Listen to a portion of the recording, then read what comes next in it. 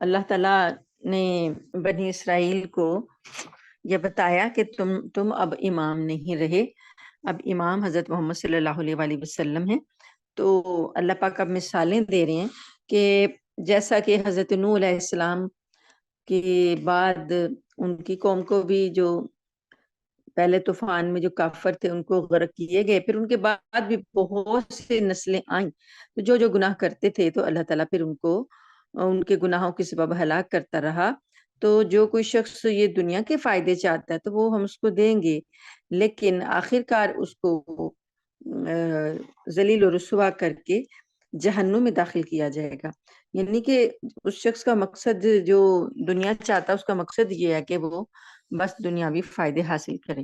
ومن اراد الآخرۃ، اور جو کہ آخرت کا فائدہ چاہے، وسعی لہا، تو اس کے لیے وہ کوشش بھی کرتا ہو، سعیہا یعنی جیسی کوشش کرنی چاہیے ویسی کوشش بھی کرتا ہو، وہو مؤمن، اور وہ مومن بھی ہو، فاولئک کان سعیہم مشکورا، تو ایسے لوگوں کی جو کوشش ہے اس کی پوری قدردانی کی جائے گی۔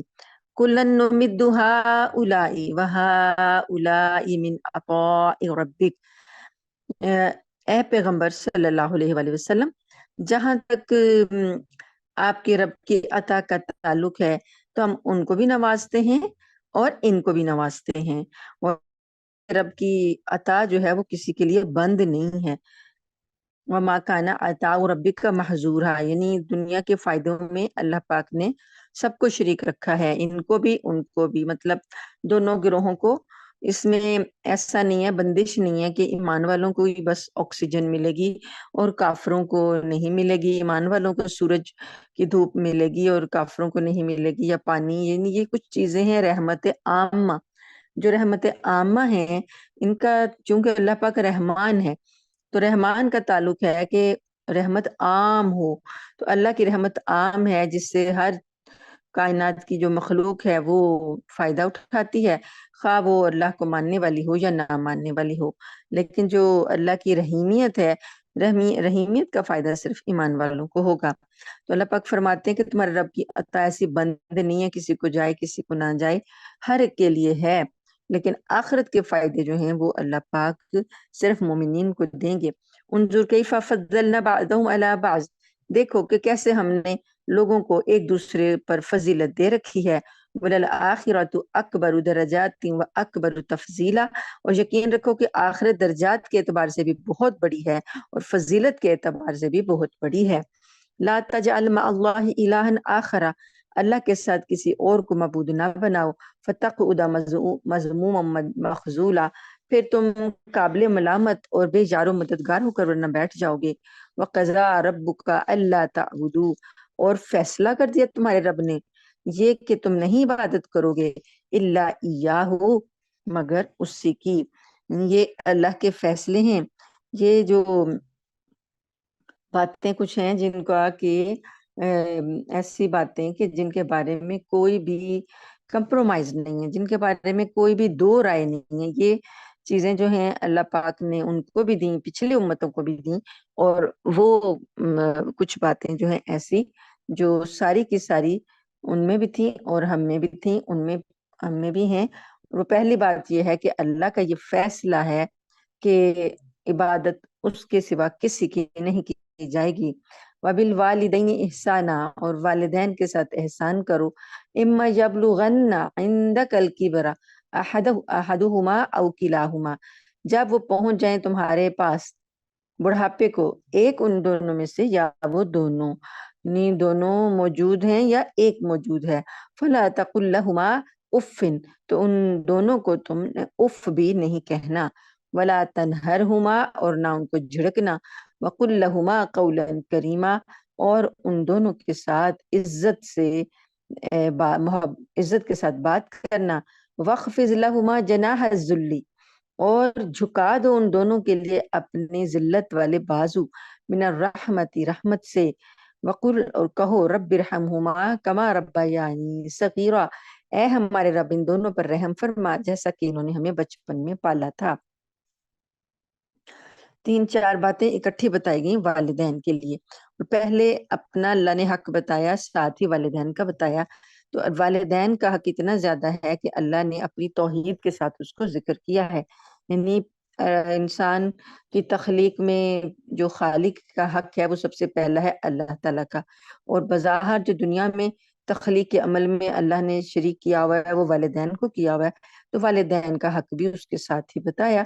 اور 3 باتیں بتائیں کہ ایک تو یہ کہ ان کو ان کے سامنے اف نہ کرنا، دوسری یہ بات کہ ان کی کسی بات کو جو تمہیں بری لگے، تمہارے لیے ناپسندیدہ ہو تو انہیں جھڑکنا مت، اور تیسرا یہ بات کہ جب تم ان سے بات کرو گے نہایت عزت کے ساتھ، اکرام کے ساتھ ان کے ساتھ بات کرو گے. یہ تو بات کرنے کے آداب ہیں. اور تیسرا آپ کا رویہ کیسا ہو، آپ نے ان سے بات کرنی ہے تو آپ کا انداز کیسا ہو، انداز ایسا ہو کہ جیسے کہ اپنے کندھے جھکائے ہوئے ہوں رحمت کے ساتھ، یعنی اکڑ کے سینہ تان کے نہیں، اپنا سر ادب سے جھکا ہو اور کندھے بھی رحمت والے، یعنی رحمت والے کندھے سے مطلب یہ ہے کہ انداز بڑا شفیق ہو، بہت ہی محبت والا ہو، رحمت والا ہو، اس سے بات کی جائے. اور ایسا ہو کہ آپ کو ان کی بات سن کے ایسا نہ لگے کہ جیسا کہ آپ مارے باندھے عمل کر رہے ہیں یا کہ مجبوراً بیٹھے ہیں. نہیں، آپ کے رویے سے لگے کہ آپ بڑے ان کے ساتھ رحمت کا معاملہ کر رہے ہیں. اور ساتھ میں دعا بھی کرنی ہے، بظاہر رویہ بھی اچھا رکھنا ہے اور دعائیں کرنی ہے ان کے لیے کہ اللہ جس طرح انہوں نے مجھے بچپن میں پالا تھا تو ان کے پر ویسے رحم فرما. تو یہ چیز اگر اولادیں کرنا تو گھروں کے سارے معاملات جو ہیں، گھروں کے سارے جھگڑے جو ہیں وہ ختم ہو جائیں گے. ربکم عالم بما فی نفوسکم، اور اللہ تعالیٰ نے کہا ہے کہ تمہارا رب خوب جانتا ہے کہ تمہارے دل میں کیا ہے. ان تکونوا صالحین فانہ کان للاوابین غفورا، اگر تم نیک ہوگے، نیک ہو تو وہ لوگوں کی خطائیں معاف کرنے والا ہے، کثرت سے جو اس کی طرف رجوع کرتے ہیں ان کی خطائیں معاف کرتا ہے. یعنی بشری تقاضوں سے کوئی غلطی ہو جائے، آخر انسان ہے تو بشری تقاضوں سے غلطی ہو جاتی ہے، وہ بندہ نیک لیکن غلطی ہو جائے گی تو اللہ تعالیٰ رجوع کرنے پر اس کو معاف کر دے گا. اور یہ بھی ہے کہ ایک تفسیر میں یہ لکھا ہے کہ یہ جناح جو ہے یعنی پروں کو کہتے ہیں. تو اگر کوئی پرندہ آسمان پر اڑ رہا ہو تو جب زخمی ہو جاتا ہے اس کے پر جو ہیں، تو وہ اس کے پر جب زخمی ہو جاتے ہیں تو وہ ڈھیلے چھوڑ دیتا ہے اور نیچے کو جھکا لیتا ہے. تو یہی بات ہے کہ اپنے آپ کو یعنی سپرد کر دیتا ہے، جیسے پروں سے وہ اڑ رہا ہے، وہ پر ہی زخمی ہو گئے ہیں تو وہ جو بھی کوئی اس کے سامنے ہوگا اس کو اپنے آپ کو اس کے سپرد کر دے گا. اب وہ اڑ نہیں سکتا تو وہ اپنے پروں کو جھکا کے گر جاتا ہے. تو ایسے ہی ہے، اللہ تعالیٰ کو پتا تھا کہ یہ جو اولاد ہے یہ والدین کو آپ بڑے جب وہ یہ بوڑھے ہو جائیں گے تو والدین کو وہ سمجھے گی کہ یہ تو یعنی کچھ اضافی بوجھ ہے ہم پر، اور اولڈ ایج ہوم میں داخل کروائے گی. تو اللہ کو پتا تھا کہ لوگوں کی نفسیات کیا ہے. انسان کی نفسیات میں یہ بات ہے کہ جو چیز جب تک فائدہ دیتی رہتی ہے تب تک وہ اس کی طرف توجہ رکھتا ہے، اور جب کوئی چیز فائدہ نہیں دیتی تو وہ اسے بیکار سمجھ کر سائڈ پہ ڈال دیتا ہے. تو یہی بات ہے کہ جب ایک چھوٹا بچہ ہوتا ہے، وہ بچہ چھوٹا والدین کو کیا فائدہ دے رہے، وہ 24 گھنٹے کی بے آرامی ہے، وہ گندگی بھی پھیلاتا ہے، 24 گھنٹے والدین کو بے آرام رکھتا ہے. لیکن والدین اس کے تمام باتوں کو نظر انداز کرتے ہوئے محبت اور شفقت کا برتاؤ کر کر کے اس کو بڑا کرتے ہیں اور اس پر اپنا مال خرچ کرتے ہیں، اور اس کو بالکل بھی اس بات سے ان کو غرض نہیں ہوتی کہ یہ بچے کا ہمیں ریٹرن کیا ملے گا. پیدا ہوتے بچے سے کوئی ریٹرن نہیں سوچنے لگ جاتا کہ اس بچے سے ہمیں کیا فائدہ ملے گا. والدین کو کوئی غرض نہیں ہوتی کہ یہ بچہ ہمارے کتنے پیسے لگوا رہا ہے، اس کے علاج پر کتنا خرچہ آ رہا ہے اور اس کی تعلیم پر کتنا خرچہ آ رہا ہے. وہ کیے جاتے ہیں بغیر کسی صلے کی تمنا کیے. لیکن جب وہ والدین بوڑھے ہو جاتے ہیں اور بچے بڑے ہو جاتے ہیں پھر بچوں کو اپنا نفع نقصان نظر آنے لگتا ہے، ان کو اپنی ضروریات نظر آنے لگتی ہیں، ان کو اپنے فوائد نظر آنے لگتے ہیں، انہیں لگتا ہے کہ یہ ایک والدین جو ہیں ایک اضافی بوجھ ہیں، ان کی ذمہ داریاں اٹھائیں گے تو ہم ترقی نہیں کر سکیں گے، ان کی ذمہ داریاں اٹھائیں گے تو ہم باہر نہیں جا سکیں گے، ان کی ذمہ داریاں اٹھائیں گے تو ہمارے بچوں کی تعلیم ادھوری رہ جائے گی. یہ باتیں سوچتے ہوئے والدین کو समझते हैं कि इनसे दामन छुड़ाया जाए। तो अल्लाह को पता था इंसान की नफ्सियात का कि जब वालिदैन इनको कुछ दे नहीं पाएंगे तो ये औलादें ऐसा ही करेंगी। तो अल्लाह पाक ने बड़ी तफसील से सारा कुछ बताया है कि तुमने ऐसा रवैया रखना है और ऐसे बात करनी है और ऐसे उनके साथ दुआ करनी है, और अल्लाह जो तुम्हारे दिलों में है उसे खूब जानता है। इसके बाद व आति ज़िल कुर्बा हक़्क़हु वल मिस्कीन वब्न सबीली, और रिश्तेदार को उसका हक दो, मिस्कीन को और मुसाफिर को उसका हक दो। वला तुबज़िर तबज़ीरा, और अपने माल को फजूल कामों में मत उड़ाओ। ये जो तबजीर है जिसको हम फजूल खर्ची कहते हैं, असल में एक होता है तबजीर और एक होता है इसराफ। भी होता है हद से बढ़ के, कहते हैं ना इसराफ ना करो यानी फजूल खर्ची ना करो। तो यहाँ पर कुरान पाक ने तबजीर का लफ्ज इस्तेमाल किया। इन दोनों में ये फर्क है, इसराफ जो होता है कि जायज कामों में बहुत ज्यादा खर्च कर दिया जाए, जायज जरूरतों पर बहुत ज्यादा खर्च कर दिया जाए, लेकिन तबजीर में वो फजूल खर्ची मुराद है जो माल को नाजायज और गुनाह के कामों में खर्च करती है। अगर इंसान अपने माल को गुनाह और नाजायज कामों में खर्च करता है तो उसे तबजीर कहा जाएगा। तो अल्लाह ने उसी से मना किया। तो बंदा सोचता है कि कौन से नाजायज कामों में हम अपना माल खर्च करते हैं।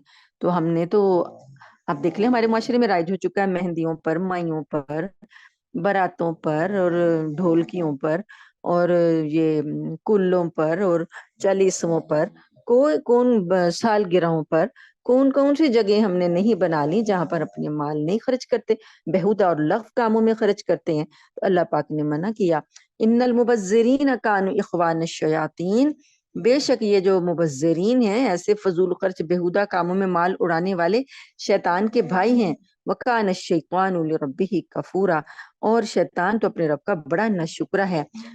यानी कि ये अल्लाह की नाशुक्री में आता है कि उस माल जो उसने दिया, उसकी नेमत, वो इंसान बेहुदा कामों में लगा दे।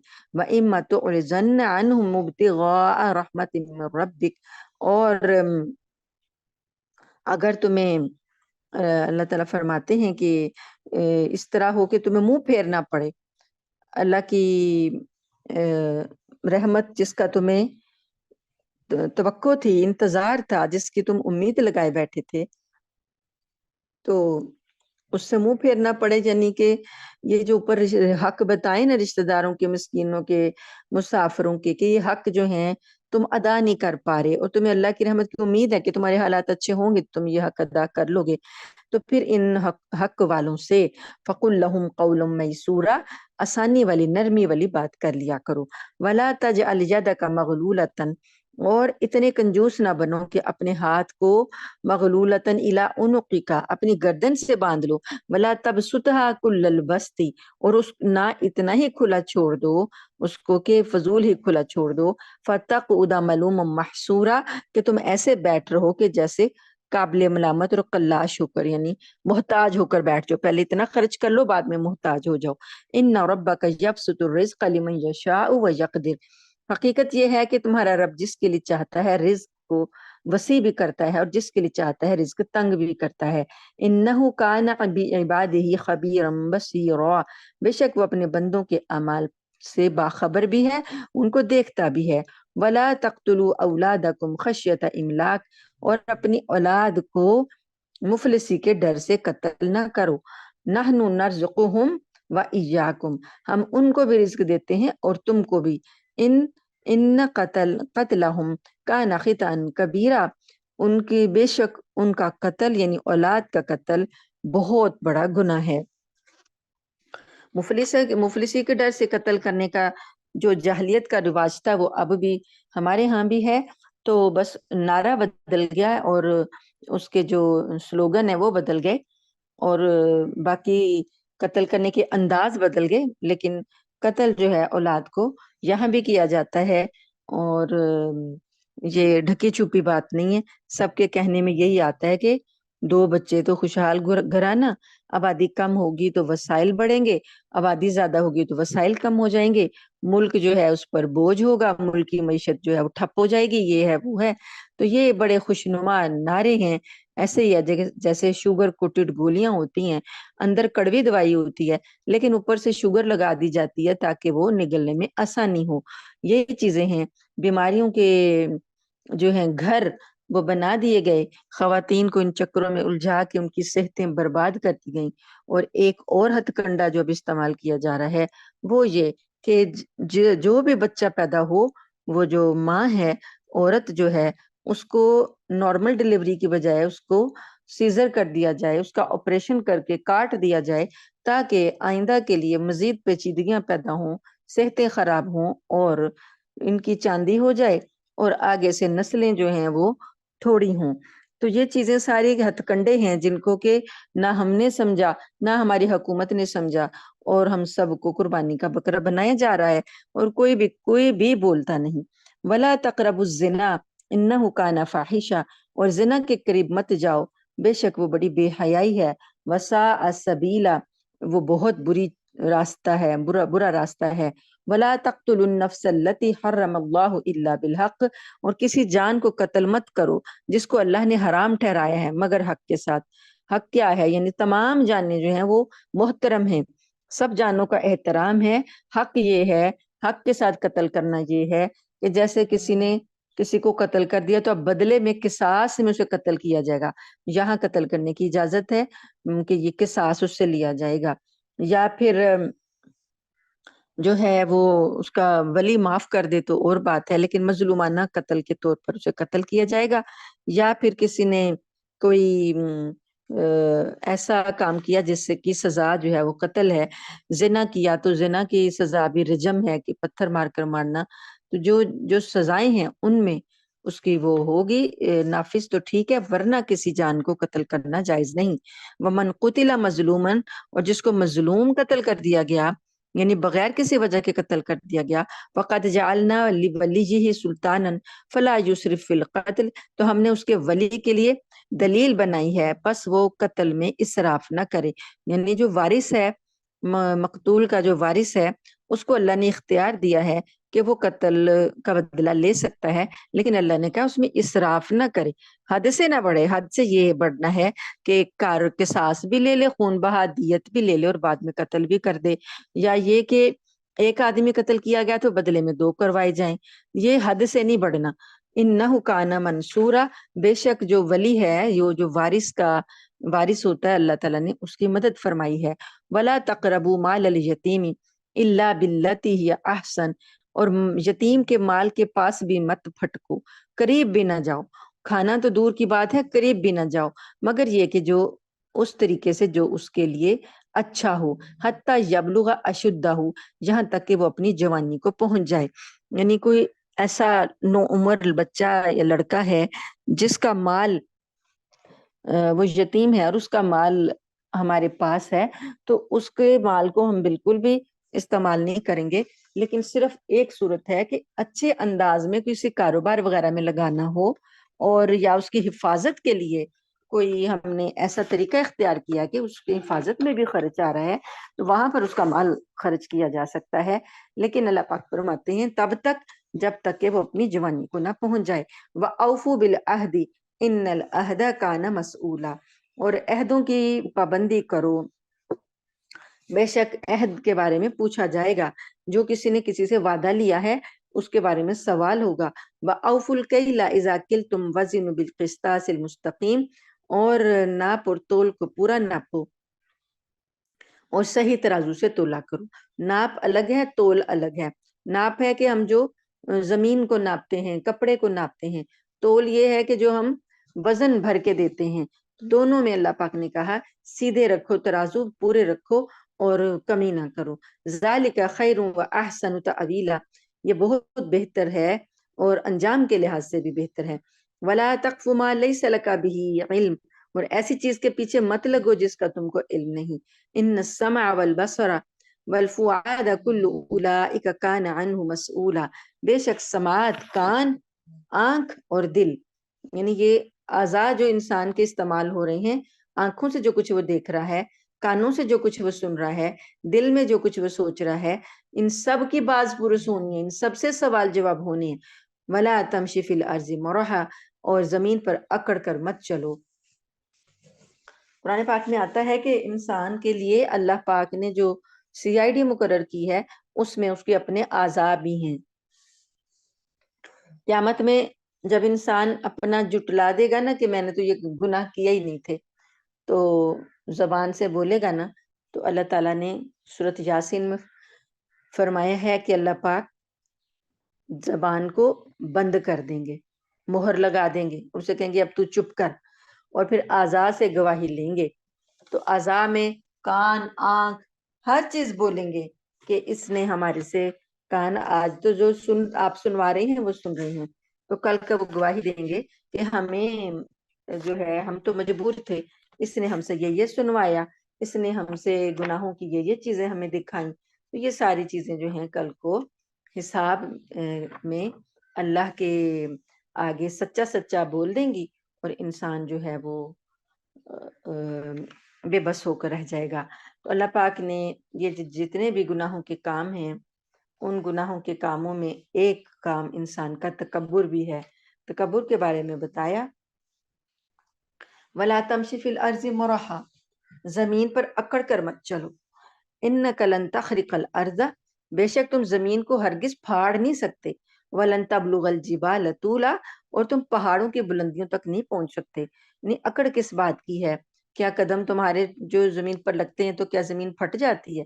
تمہیں اتنا اختیار نہیں دیا گیا کہ تم اتنے قدم مارو زمین پر اکڑ کر کے زمین پھٹ جائے. جب تمہارا اختیار کوئی نہیں، اپنی طاقت تو دیکھو، طاقت کتنی ہے تمہارے ہاتھ میں کہ تم پہاڑ کی بلندی تک تو پہنچ نہیں سکتے.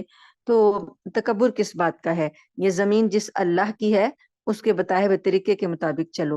کل ذالک کان سیئہ عند ربک مکروہا، یہ سارے برائیاں جن کا اوپر ذکر کیا گیا تمہارے رب کے نزدیک نہایت ناپسندیدہ ہیں. ذالک مما اوحی الیک ربک من الحکمت، یہ اس چیز سے وحی کی گئی ہے جو تمہارے رب نے تمہاری طرف نازل کی ہے حکمت سے. ولا تجعل مع اللہ الہا آخر، اور اللہ کے سوا کسی اور کو معبود مت بنانا. فتلقى فی جہنم ملوما مدحورا، ورنہ تمہیں ملامت کر کے دھکے دے کر دوزخ میں پھینک دیا جائے گا. افاسفاکم ربکم بالبنین، کیا تم اپنے رب کے لیے بیٹے اپنے لیے تم بیٹے منتخب کرتے ہو؟ واتخذ من الملائکۃ اناسا، اور فرشتوں کو تم نے بیٹیاں بنایا ہے. انکم لتقولون قولا عظیما، اور حقیقت یہ ہے کہ تم تو بہت بڑی سنگین بات کرتے ہو. وَلَقَدْ صَرَّفْنَا فِي هَذَا الْقُرْآنِ لِيَذَّكَّرُوا، اور ہم نے قرآن میں طرح طرح سے وضاحتیں کی ہیں تاکہ لوگ نصیحت پکڑیں. وَمَا يَزِيدُهُمْ إِلَّا نُفُورًا، مگر یہ لوگ تو بدکنے میں اور بھٹکنے میں جو ہے نفرت میں ہی آگے بڑھ رہے ہیں، اضافہ کر رہے ہیں. قُلْ لَوْ كَانَ مَعَهُ آلہۃ، کہہ دیجئے کہ اگر اس کے ساتھ یعنی اللہ کے ساتھ کوئی معبود شریک ہوتا، کما یقولون، جیسا کہ وہ لوگ کہہ رہے ہیں، اذا لابتغوا الی ذی العرش سبیلا، تو وہ بھی عرش کی طرف راستہ تلاش کرتا. یعنی اللہ کا ٹھکانہ، اللہ جو ہے عرش پر متمکن ہے، اللہ کی جو تجلی ہے وہ عرش پر ہے. تو اگر کوئی اور بھی معبود ہوتا تو پھر وہ جو بھی کوئی اس کے برابر کا ہوتا ہے، شریک ہوتا ہے، تو وہ چڑھائی تو کرتا ہے نہیں ایک دوسرے پر، تو وہ بھی پھر عرش کی طرف جانے کی کوئی راہ تلاش کرتا. سبحانہ، اللہ پاک ہے اس سے یعنی شرک سے. وتعالی عما یقولون، اور بلند و بالا ہے اس بات سے جو لوگ یہ کہتے ہیں. علوا کبیرہ، بالکل پاک ہے اور بالا اور برتر ہے. تسبح له السماوات السبع والارض ومن فیہن، اس کے لیے تو تسبیح کرتی ہیں ساتوں آسمان اور زمینیں اور جو کچھ ان کے اندر ہے. آسمانوں میں جو کچھ ہے تھوڑا بہت ہمیں نظر آ گیا، لیکن بے شمار چیزیں جو آسمانوں میں ہیں ہم نہیں جانتے. زمین کے اندر کیا کچھ ہے ہم نہیں جانتے. وہ ساری کی ساری چیزیں اللہ کی تسبیح کرتی ہیں. وَإِن مِّن شَيْءٍ إِلَّا يُسَبِّحُ بِحَمْدِهِ وَلَٰكِن لَّا تَفْقَهُونَ تَسْبِيحَهُمْ، اور ان کے اندر کوئی بھی چیز ایسی نہیں ہے جو اس کی حمد کے ساتھ تسبیح نہ بیان کر رہی ہو. حمد ہے الحمدللہ، اور تسبیح ہے سبحان اللہ. تو حمد بھی ہے اور تسبیح ہے، دونوں ذکر جو ہے وہ کائنات میں جاری اور ساری ہیں، لیکن اللہ پاک فرماتے ہیں تم ان کی تسبیح کو سمجھتے نہیں۔ یعنی کائنات کی جو چیزیں ہمیں ساکت نظر آتی ہیں نا، جیسے ہم کہتے ہیں کہ میٹر ہے، مادہ ہے، یہ ساکت ہے، یہ بھی اللہ کی تسبیح بیان کر رہا ہے، تو ہمیں ان کی تسبیح کی سمجھ نہیں ہے۔ انہ کان حلیما غفورا، بے شک اللہ تعالی بہت بردبار اور معاف کرنے والا ہے۔ وَإِذَا قَرَأْتَ الْقُرْآنَ جَعَلْنَا بَيْنَكَ وَبَيْنَ الَّذِينَ لَا يُؤْمِنُونَ بِالْآخِرَةِ حِجَابًا مَسْتُورًا، اور جب اے پیغمبر تم قرآن پڑھتے ہو تو ہم تمہارے اور ان لوگوں کے درمیان جو آخرت پر ایمان نہیں رکھتے ایک پردہ حائل کر دیتے ہیں جو کہ نظر نہیں آتا۔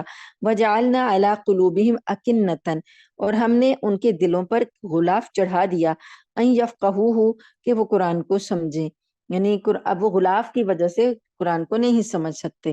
وفی آذانہم وقرا، اور ان کے کانوں میں بوجھ ڈالا ہے، بوجھ ہے۔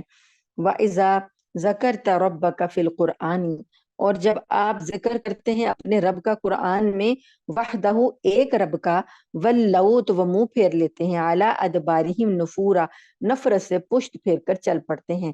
یہ وجہ ہے جس وجہ سے اللہ پاک نے اب یہ لوگوں کو جو قرآن سننے سے ہی نفرت سے منہ پھیر لیتے تھے، یہ والی بات جو ہے ہم نے جب نبی کریم صلی اللہ علیہ وسلم کی سیرت کلاس میں مکی دور جو تھا اس میں بڑی تفصیل سے پڑھی تھی کہ کس طریقے سے وہ قرآن کی آواز سے بچنے کے لیے کیا کیا کچھ نہیں کرتے تھے، اور لوگوں کو بھی منع کرنے کے لیے کتنی ان مکہ والوں نے کوششیں کی، نفرت سے منہ پھیر لیتے تھے۔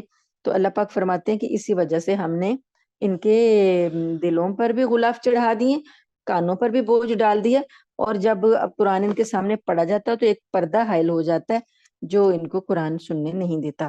نحن اعلم بما یستمعون به اذ یستمعون الیک، اور ہمیں خوب معلوم ہے، ہم خوب جانتے ہیں اس چیز کے بارے میں کہ جب یہ لوگ کان لگا کر آپ کی بات سنتے ہیں تو کس لیے سنتے ہیں۔ وَإِذْ هُمْ نَجْوَىٰ، اور جب یہ سرگوشیاں کرتے ہیں آپس میں تو یہ کیا کرتے ہیں، اِذْ يَقُولُ الظَّالِمُونَ، اور ظالم لوگ تو یہ کہتے ہیں، إِن تَتَّبِعُونَ إِلَّا رَجُلٌ مَّسْحُورًا، کہ تم تو صرف ایک جادوگر کے جادو جس پر چلا ہوا ہے نا، کوئی مسحور آدمی جس پر کہ جادو ہوا ہو، اس کی پیروی کر رہے ہو۔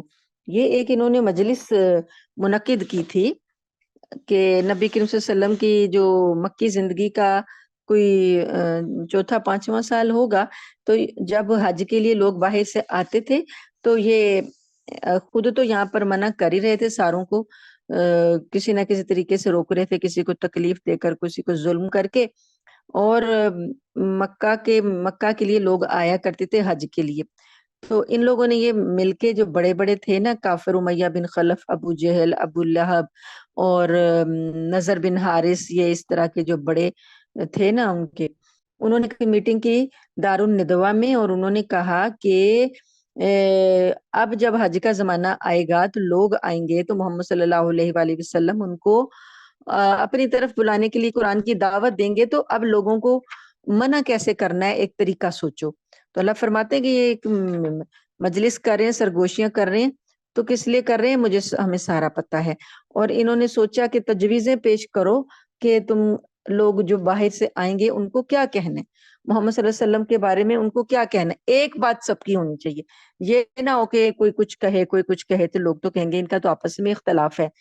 تو سارے لوگ جو تجویزیں پیش کر رہے تھے، تو کسی نے کہا کہ یہ کاہن ہیں، کسی نے کہا کہ نجومی ہیں، کسی نے کہا کہ ان پر جادو ہوا ہے، کسی نے کہا یہ خود جادوگر ہیں، مجنوں ہیں، فلاں ہیں فلاں ہیں۔ ایک بات پہ انہوں نے اتفاق کیا کہ ہم کہیں گے کہ یہ جادوگر ہیں۔ تو اللہ فرماتے ہیں کہ اللہ ان ظالموں کو خوب جانتا ہے کہ جو یہ آپ کے بارے میں کہتے ہیں کہ یہ جادو کیے ہوئے ہیں، مطلب یہ تھا کہ ان کے کلام، ان کا جو کلام یہ پیش کرتے ہیں اس سے باپ اور بیٹا جو ہے وہ جدا ہو جاتا ہے، اور بھائی بھائی سے جدا ہو جاتا ہے، تو یہ جادو ہے ان کا۔ انظر کیف ضرب لک الامثال، دیکھو کیسے مثالیں بیان کرتے ہیں یہ آپ کے لیے، فضلوا، پس یہ راستے سے بھٹک چکے ہیں، فلا یستطیعون سبیلا، چنانچہ یہ سیدھی راست پر نہیں آ سکتے۔ وقالو، اور یہ کہتے ہیں، اذا كنا عظاما ورفاتا، کیا جب ہم ہو جائیں گے ہڈیاں چورا چورا ہو جائیں گی، انا لمبعوثون خلقا جدیدا، تو کیا ہم اس وقت دوبارہ تخلیق کیے جائیں گے، ہمیں نئی تخلیق دی جائے گی۔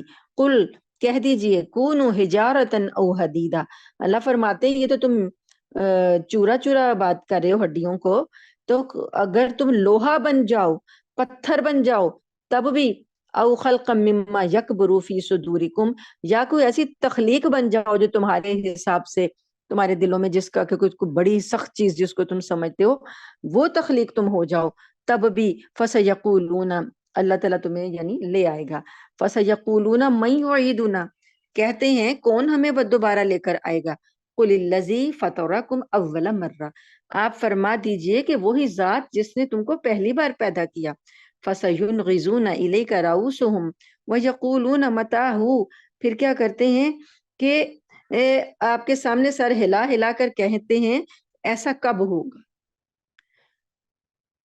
قل، کہہ دیجئے، عسیٰ ان یکون قریبا، آپ کہہ دیجئے کہ ممکن ہے کہ وہ گھڑی قریب ہی آ لگی ہو، یوم یدعوکم فتستجیبون بحمدہ، جس دن کے وہ تمہیں بلائے گا، اللہ یعنی تمہیں بلائے گا تو تم تعمیل کرو گے اس کی، بحمدہ، حمد کرتے ہوئے، وَتَظُنُّونَ إِن لَبِثْتُمْ إِلَّا قَلِيلًا، اور تم یہ سمجھ رہے ہوگے کہ تم تو بس تھوڑی ہی مدت دنیا میں رہے ہو، وَقُلْ لِعِبَادِي يَقُولُوا الَّتِي هِيَ أَحْسَنُ، اور میرے بندوں سے اچھے انداز میں بات کیجئے، ان الشیطان ینزغ بینہم، در حقیقت شیطان جو ہے لوگوں کے درمیان فساد ڈالتا ہے، ان الشیطان کان للانسان عدوا مبینا، بے شک شیطان تو انسان کا بہت ہی کھلا دشمن ہے، ربکم اعلم بکم، تمہارا رب تم کو خوب جانتا ہے، ان یشاء یرحمکم، اگر وہ چاہے گا تو تم پر رحمت کرے گا، او ان یشاء یعذبکم،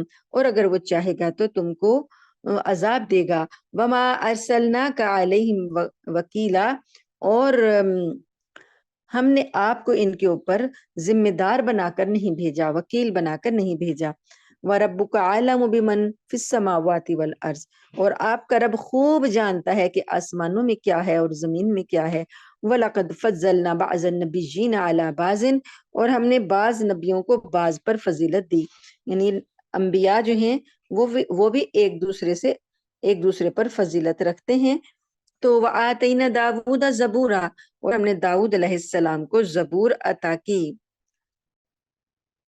قل قل ادعوا الذین زعمتم، کہہ دیجئے ان لوگوں کہہ دیجئے کہ جن لوگوں کو تم نے من دونی ہی اپنے خیال میں معبود بنا رکھا ہے نا، اس کو چھوڑ کر، اللہ کو چھوڑ کر، فلا یملکون کشف الضر، تو وہ تکلیف یا تنگی کو ہٹانے کا کوئی اختیار نہیں رکھتے، عنکم تم سے، ولا تحویلا، اور نہ اسے تبدیل کر سکیں گے، یعنی جب تمہارے اوپر عذاب آئے گا تو پھر یہ جو شریک ہیں تمہارے، یہ کوئی اختیار نہیں رکھیں گے کہ تمہارے سے تنگی کو دور کر دیں، اولئک الذین یدعون یبتغون الی ربہم الوسیلۃ ایہم اقرب، یہ جن لوگوں کو یہ پکارتے ہیں، یعنی اللہ کو چھوڑ کر جن کو تم نے اپنا بنایا ہوا ہے کارساز، تو جن کو تم پکارتے ہو وہ تو خود اپنے پروردگار کی طرف پہنچنے کا وسیلہ تلاش کرتے ہیں، ایہم اقرب، وہ دیکھتے ہیں کہ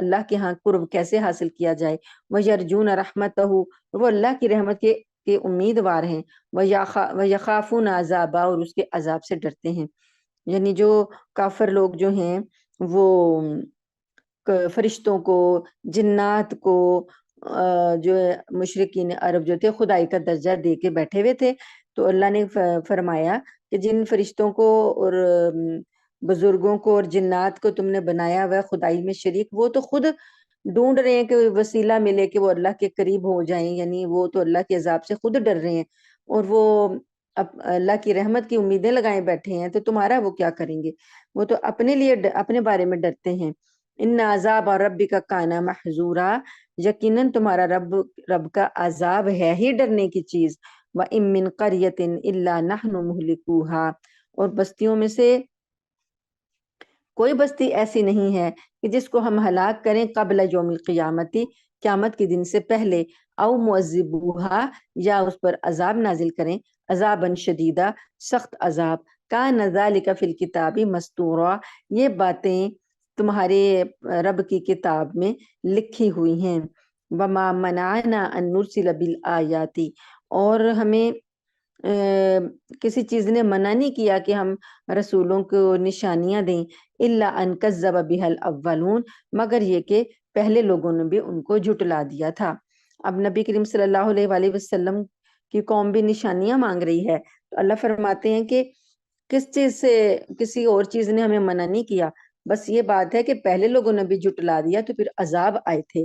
وَآتَيْنَا سَمُودَ النَّاقَةَ اور ہم نے جو نشانی دی تھی سمود کو، قوم سمود کو اونٹنی دی تھی، مبصرتن جو کہ ان کی آنکھیں کھولنے کے لیے کافی تھی، فَظَلَمُوا بِهَا انہوں نے اس کے ساتھ ظلم کیا۔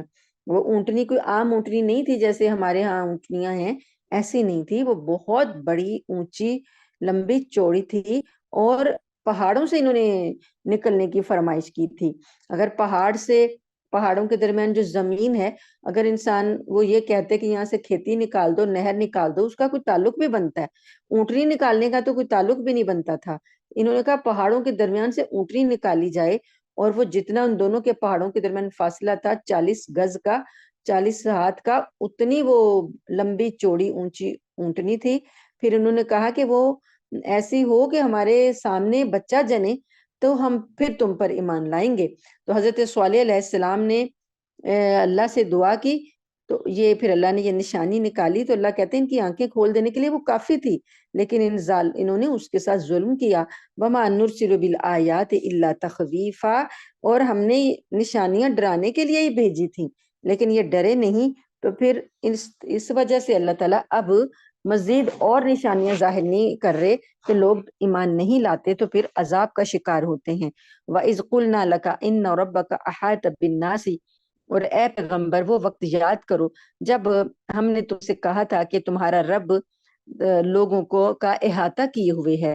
وَمَا جَعَلْنَا الرُّؤْيَا الَّتِي أَرَيْنَاكَ إِلَّا فِتْنَةً لِلنَّاسِ وَالشَّجَرَةَ الْمَلْعُونَةَ فِي الْقُرْآنِ اور ہم نے جو نظارہ تمہیں دکھایا ہے اس کو ہم نے کافر لوگوں کے لیے بس ایک فتنہ بنا دیا ہے، نیز اس درخت کو بھی جس پر قرآن میں لعنت آئی ہے۔ وَنُخَوِّفُهُمْ فَمَا يَزِيدُهُمْ إِلَّا طُغْيَانًا كَبِيرًا اور ہم تو ان کو ڈراتے رہتے ہیں لیکن اس سے ان کی سرکشی میں اضافہ ہو رہا ہے۔ اب یہ جو اللہ تعالیٰ نے نبی کریم صلی اللہ علیہ وآلہ وسلم کو معراج کے موقع پر جو نظارے دکھائے تھے، تو اللہ پاک نے یہ ہٹ درمی کی جو مثالیں دی ہیں کہ یہ لوگ اس نظارے کو بھی نہیں مانے۔ آپ نے نبی کے وسلم نے آ کر بتایا لوگوں کو کہ مجھے اللہ نے ایسے معراج پر بلایا ہے، مسجد اقصیٰ میں میں گیا ہوں، تو انہوں نے جھٹلا دیا تھا۔ تو اللہ پاک فرماتے ہیں کہ وہ جو ہم نے آپ کو یہ نظارہ دکھلایا تھا تو یہ کافروں کے لیے ایک آزمائش بنا، انہوں نے جھٹلا دیا۔ تو اور جو درخت نبی کریم صلی اللہ علیہ وسلم کو دکھایا گیا تھا نا جہنم کا، جہنمیوں کی غذا ہوگی زقوم کا درخت، وہ زقوم کا درخت ہے، تو اس میں وہ نیچے جو جڑ ہے نا اس کی، جہنم کا جو سب سے نچلا گھڑا ہے وہ وہاں سے اس کی جڑ ہے، اور وہ کانٹوں والا کڑوا پھل ہے، اس کے کانٹے دار شاخیں ہیں اور کڑوا ترین ذائقہ ہے اس کا۔ تو نبی کریم صلی اللہ علیہ وسلم نے کافروں کو کہا کہ جہنم میں ایک درخت بھی ہے تو جو وہاں آگ سے پیدا ہوتا ہے، تو انہوں نے مذاق اڑانا شروع کیا کہ بلا آگ میں درخت کیسے پیدا ہو سکتا ہے، تو یہ نہیں سوچا کہ جس ذات نے آگ پیدا کی ہے تو وہ اگر اس آگ میں کوئی درخت بھی پیدا کر دے تو اس کے لیے کیا مشکل ہے۔ تو یہ مذاق ہی اڑایا انہوں نے، تو اس لیے اللہ پاک یہ فرماتے ہیں۔ تو یہ جو اس آیت کی تفسیر ہے نا کہ ہم نے وہ جو خواب آپ کو دکھلایا، جو نظارہ آپ کو دکھلایا وہ کافروں کے لیے ایک فتنہ بنا دیا، اس سے یہ جو منکر ہے نا، معراج کے منکر ہیں، خاص طور پہ جو غامدی ہے، یہ جو منکر ہے اس آیت سے یہ تشریح بیان کرتا ہے کہ دیکھو یہاں پر بتا دیا اللہ پاک نے کہ یہ جو آپ کا سفر تھا یہ حقیقی نہیں تھا، یہ ایک خواب تھا، اور خواب میں اللہ نے آپ کو نظارے کروائے اور وہ نہیں کروایا، جسمانی معراج نہیں کروائی، وہ خواب میں بس آپ کو دکھایا گیا۔ اس آیت سے اس نے ادھر کو مطلب نکالا ہے۔ تو اللہ پاک فرماتے ہیں کہ ہم نے اس کے پہلے جو آیت آ رہی ہے وہ اس کی تشریح کر رہی ہے کہ ہم نے لوگوں پر، رسولوں پر نشانیاں جب بھی نازل کیا لوگوں نے اسے جھٹلایا ہے، اور اس کے علاوہ اور کوئی چیز نہیں ہے ہمیں روکے ہوئے کہ ہم اور کوئی مزید نشانی نازل کریں۔ تو یہ کافروں کے لیے آزمائشی بنتا ہے، اور ہم فما یزیدہم الا طغیانا کبیرہ، اور ان کے سرکشی میں اضافہ ہی ہوتا ہے۔ وَإِذْ قُلْنَا لِلْمَلَائِكَةِ اسْجُدُوا لِآدَمَ فَسَجَدُوا إِلَّا إِبْلِيسَ، اور وہ وقت یاد کرو جب ہم نے فرشتوں سے کہا تھا کہ آدم کو سجدہ کرو تو انہوں نے سجدہ کیا سوائے ابلیس کے۔ قَالَ أَأَسْجُدُ لِمَنْ خَلَقْتَ طِينًا، تو اللہ پاک نے فرمایا جب اس نے جب سجدہ نہیں کیا تو کہا اس نے کہ کیا میں اس کو سجدہ کروں جسے تو نے مٹی سے پیدا کیا ہے۔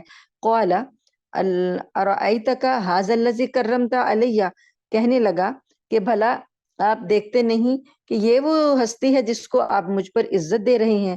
لَإِنْ أَخَّرْتَنِي إِلَى يَوْمِ الْقِيَامَةِ، اگر تم مجھ کو مہلت دے دے قیامت کے دن تک کی، لَأَحْتَنِكَنَّ ذُرِّيَّتَهُ إِلَّا قَلِيلًا، تو میں تھوڑے سے لوگوں کو چھوڑ کر اس کی ساری اولاد کو کہ جبڑوں میں لگام ڈال دوں گا، یعنی بہکانے کے لیے، وہ جیسے گھوڑوں کے جبڑوں میں اور اونٹ کے جبڑوں میں لگام ڈالی جاتی ہے، آپ نے دیکھا ہی ہوگا کہ جو لگام ہوتی ہے وہ جبڑوں سے گزار کے لائی جاتی ہے، بیل ہیں یا جو بھی گھوڑے وغیرہ ہیں۔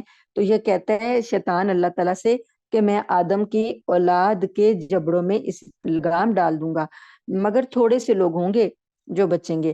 قال اذهب فمن تبعك منهم، اللہ نے کہا کہ تو چلا جا، نکل جا، تو جو کوئی تیری پیروی کرے گا وہ تجھ ہی سے ہوگا۔ فإن جہنم جزاؤکم جزاء موفورا، تو پھر تم ساروں کی جو جزا ہوگی وہ جہنم ہوگی اور وہ بھرپور سزا ہوگی۔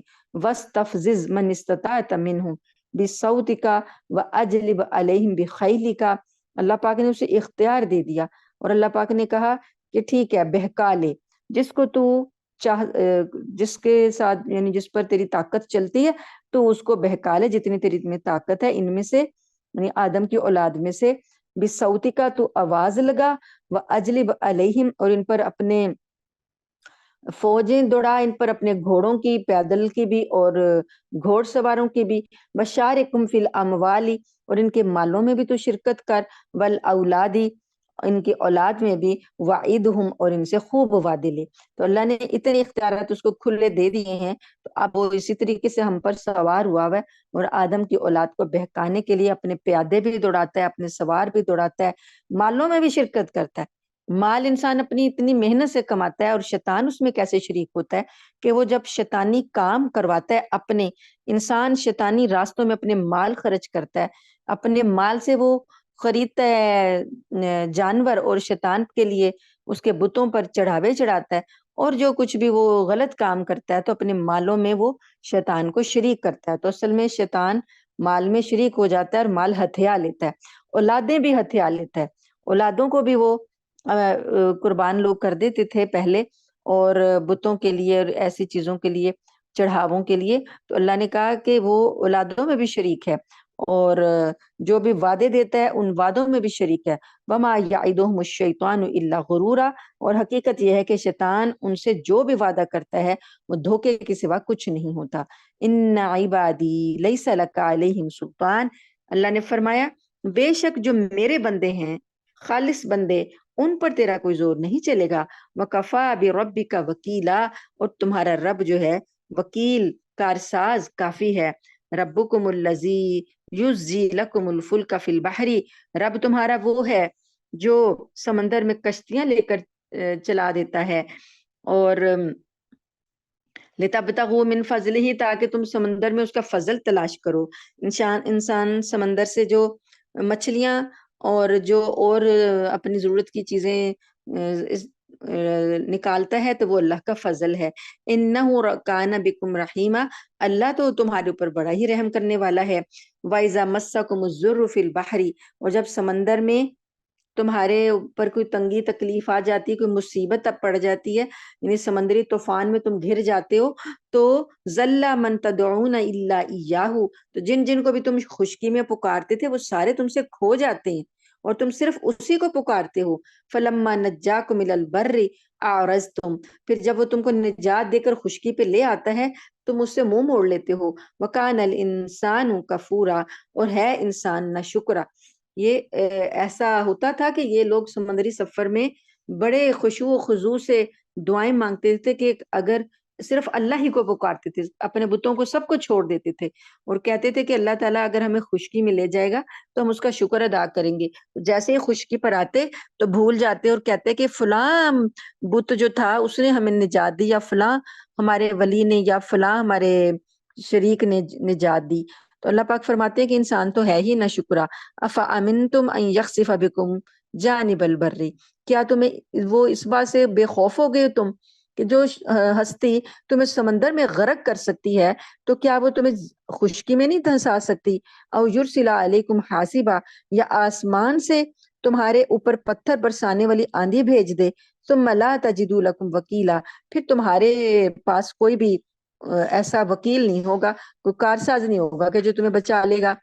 ام امن تم، یا کہ تم اس بات سے بے خوف ہو گئے ہو ان یعیدکم فیہ تارۃ اخری، کہ وہ دوبارہ تمہیں سمندر میں لے جائے، فیرسل علیکم قاصفا من الریح، اور پھر وہ تمہارے اوپر طوفان والی ہوا بھیج دے، فیغرقکم بما کفرتم، اور جو ناشکری تم نے کی ہے اس کی وجہ سے تم کو وہ غرق کر دے، ثم لا تجدوا لکم علینا بہ تبیعا، اور پھر تمہارے معاملے میں کوئی ایسا شخص نہیں ہوگا جو ہمارا پیچھا کر سکے گا۔ وَلَقَدْ كَرَّمْنَا بَنِي آدَمَ، اور البتہ تحقیق ہم نے تو عزت بخشی بنی آدم کو، وَحَمَلْنَاهُمْ فِي الْبَرِّ وَالْبَحْرِ، اور ہم نے ان کو خشکی اور سمندر دونوں میں سواریاں مہیا کی۔ تو یہ اللہ فرماتے ہیں کہ تم لوگ کہاں کہاں ماتھے ٹیکتے ہو، کہاں کہاں ذلت اختیار کرتے ہو، ہم نے تو بنی آدم کو اتنی عزت بخشی کہ خشکی میں بھی سواریاں دیں، سمندر میں بھی سکر سواریاں دیں، وَرَزَقْنَاهُمْ مِنَ الطَّيِّبَاتِ، پاکیزہ چیزوں سے رزق عطا کیا، وَفَضَّلْنَاهُمْ عَلَىٰ كَثِيرٍ مِّمَّنْ خَلَقْنَا تَفْضِيلًا، اور بہت سی ہماری مخلوقات ہیں ان پر ہم نے اس کو فضیلت دی۔ اللہ پاک نے جتنی بھی مخلوقات بنائی ہیں سب سے افضل اللہ نے انسان کو بنایا ہے، بنی آدم کو بنایا ہے، حتیٰ کہ فرشتوں سے بھی افضل قرار دے دیا، فرشتوں سے بھی سجدہ کروا دیا۔ تو اللہ فرماتے ہیں ہم نے تو اتنی عزت دی اور تم جو ہو وہ کیا کر رہے ہو۔ یوم ندعو بِإِمَامِهِمْ، اس دن کو یاد رکھو جب ہم تمام انسانوں کو ان کے نامہ اعمال کے ساتھ بلائیں گے۔ فمن اوتی کتابہ بیمینہ، پھر جس کا نامہ اعمال جو ہے اس کے دائیں ہاتھ میں دیا گیا، فاولئک یقرؤون کتابہم، وہ لوگ اپنے نامہ اعمال کو پڑھیں گے، اور ولا یظلمون فتیلا، ان پر ریشہ برابر بھی ظلم نہیں کیا جائے گا۔ ومن کان فی ہذہ اعمی، اور جو کوئی اس دن کے لیے اندھا بنا رہا، یعنی قیامت کی تیاری نہیں کی، آخرت کی تیاری نہیں کی، اندھا بنا رہا دنیا میں، فہو فی الآخرۃ اعمی، اور وہ آخرت میں بھی اندھا ہی اٹھایا جائے گا، وَأَضَلُّ سَبِيلًا، اور بلکہ راستے سے اور زیادہ بھٹکا ہوا ہوگا۔ جو دنیا میں حق دیکھنے سے محروم ہے تو آخرت میں بھی اللہ تعالیٰ اسے اندھا کر دیں گے۔ اور ایک اور مقام پر اللہ تعالیٰ فرماتے ہیں، اسی طرح کی آیت آتی ہے کہ جب اس کو اندھا اٹھایا جائے گا تو وہ اب اللہ سے کہے گا تو آج تو نے مجھے اندھا کر دیا ہے، تو اللہ تعالیٰ فرمائیں گے کہ جس طرح تو میرے ذکر سے اور میری ہدایت سے اندھا بنا رہا کیا دنیا میں، تو آج ہم نے اس لیے تجھے اندھا ہی کر دیا ہے۔ وَإِن كَادُوا لَيَفْتِنُونَكَ عَنِ الَّذِي، اور اے پیغمبر جو وہی ہم نے آپ کی طرف بھیجی ہے، تو یہ جو کافر لوگ ہیں یہ آپ کو ہٹانے لگے تھے، الیکا لتفتری علینا غیرہ، تاکہ تم اس کی بجائے کوئی اور بات ہمارے نام پر پیش کر دو، وَإِذًا لَاتَّخَذُوكَ خَلِيلًا، اور پھر اس صورت میں یہ تمہیں اپنا گہرا دوست بنا لیتے۔ یعنی یہ ایسا ہوا کہ نبی کریم صلی اللہ علیہ وآلہ وسلم کو کہنے لگے کہ آپ جو ہیں ہمارے معبودوں کے جو نام ہیں، یعنی طرح طرح کی بہکانے کی تھے، تو وہ کہنے لگے کہ ہمارے جو معبودوں کے نام ہیں یہ چند نام ہی ہیں، تو اگر آپ ان کو لے لیں گے، یہ نام آپ پکار لیں گے تو اس میں حرج ہے۔ تو اللہ پاک فرماتے ہیں کہ یہ چاہتے تھے، آپ کو راستے سے ہٹانے لگے تھے، چاہتے تھے کہ تم اللہ کی بجائے کوئی اور بات ہمارے نام پر گھڑ کر پیش کر دو۔ تو اللہ فرماتے ہیں کہ اس صورت میں پھر یہ تمہیں اپنا گہرا دوست بنا لیتے۔ وَلَوْلَا أَن ثَبَّتْنَاكَ، اگر ہم نے آپ کو قدم نہ جما دیے ہوتے، لَقَدْ كِدتَّ تَرْكَنُوا إِلَيْهِمْ، تو ممکن تھا کہ آپ ان کی طرف کچھ نہ کچھ جھک جاتے، شیئن قلیلا، یعنی تھوڑا بہت ان کی طرف جھکنے کے قریب آپ ہو جاتے۔ تو اللہ نے آپ کو بچا لیا اور اللہ نے آپ کے قدم جما دیے۔ تو اگر ایسا ہو جاتا، آپ ان کی طرف کچھ جھک جاتے، تو کیا ہوتا؟ اذا لأذقناک ضعف الحیات، تو پھر ہم دنیا میں بھی آپ کو دگنی سزا دیتے، وضعف الممات، اور مرنے کے بعد بھی دگنی سزا دیتے، ثم لا تجد لك علینا نصیرا، اور پھر تمہیں ہمارے مقابلے میں کوئی مددگار نہ ملتا۔ وَإِن كَادُوا لَيَسْتَفِزُّونَكَ مِنَ الْأَرْضِ لِيُخْرِجُوكَ مِنْهَا، اور یہ اس فکر میں بھی ہیں کہ اس سرزمین سے تمہارے قدم اکھاڑ دیں، یا لِيُخْرِجُوكَ مِنْهَا، تاکہ وہ تم کو اس سرزمین سے نکال دیں۔ وَإِذًا لَّا يَلْبَثُونَ خِلَافَكَ إِلَّا قَلِيلًا، اور اگر ایسا ہوا تو آپ کے بعد یہ بھی یہاں پر زیادہ دیر نہیں رہ سکیں گے۔ یعنی یہ آپ کو پتہ ہی ہے، جو انہوں نے نبی کریم صلی اللہ علیہ وسلم کو اور صحابہ کرام کو تنگ کیا، اتنا زیادہ ظلم و تشدد کیا، اور وہ ان کی خواہش یہ تھی، مقصد یہ تھا ان کا کہ نبی کریم صلی اللہ علیہ وسلم کو پلاننگز بھی وہ کر رہے تھے کہ یہاں سے نکال ہی دیں مکہ سے۔ تو اللہ پاک فرماتے ہیں کہ اگر یہ آپ کو یہاں سے نکال دیں گے تو خود بھی یہ زیادہ دیر نہیں رہ سکتے۔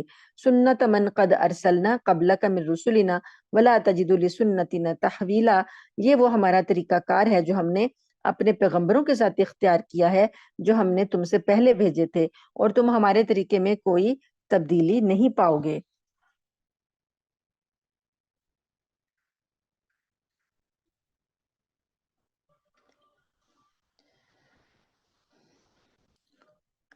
آیت نمبر ہے 78۔ اقیم الصلاۃ لدلوک الشمس الی غسق اللیل وقرآن الفجر، اے پیغمبر صلی اللہ علیہ وآلہ وسلم، سورج ڈھلنے کے وقت سے لے کر رات کے اندھیرے تک نماز قائم کرو۔ یعنی سورج ڈھلنے کے بعد سے رات کے اندھیرے تک، سورج ڈھلنے کے بعد ظہر پڑھتے، ظہر کے بعد عصر، اور اندھیرے تک مغرب و عشاء ہو جاتی، چاروں نمازوں کی طرف اشارہ ہے۔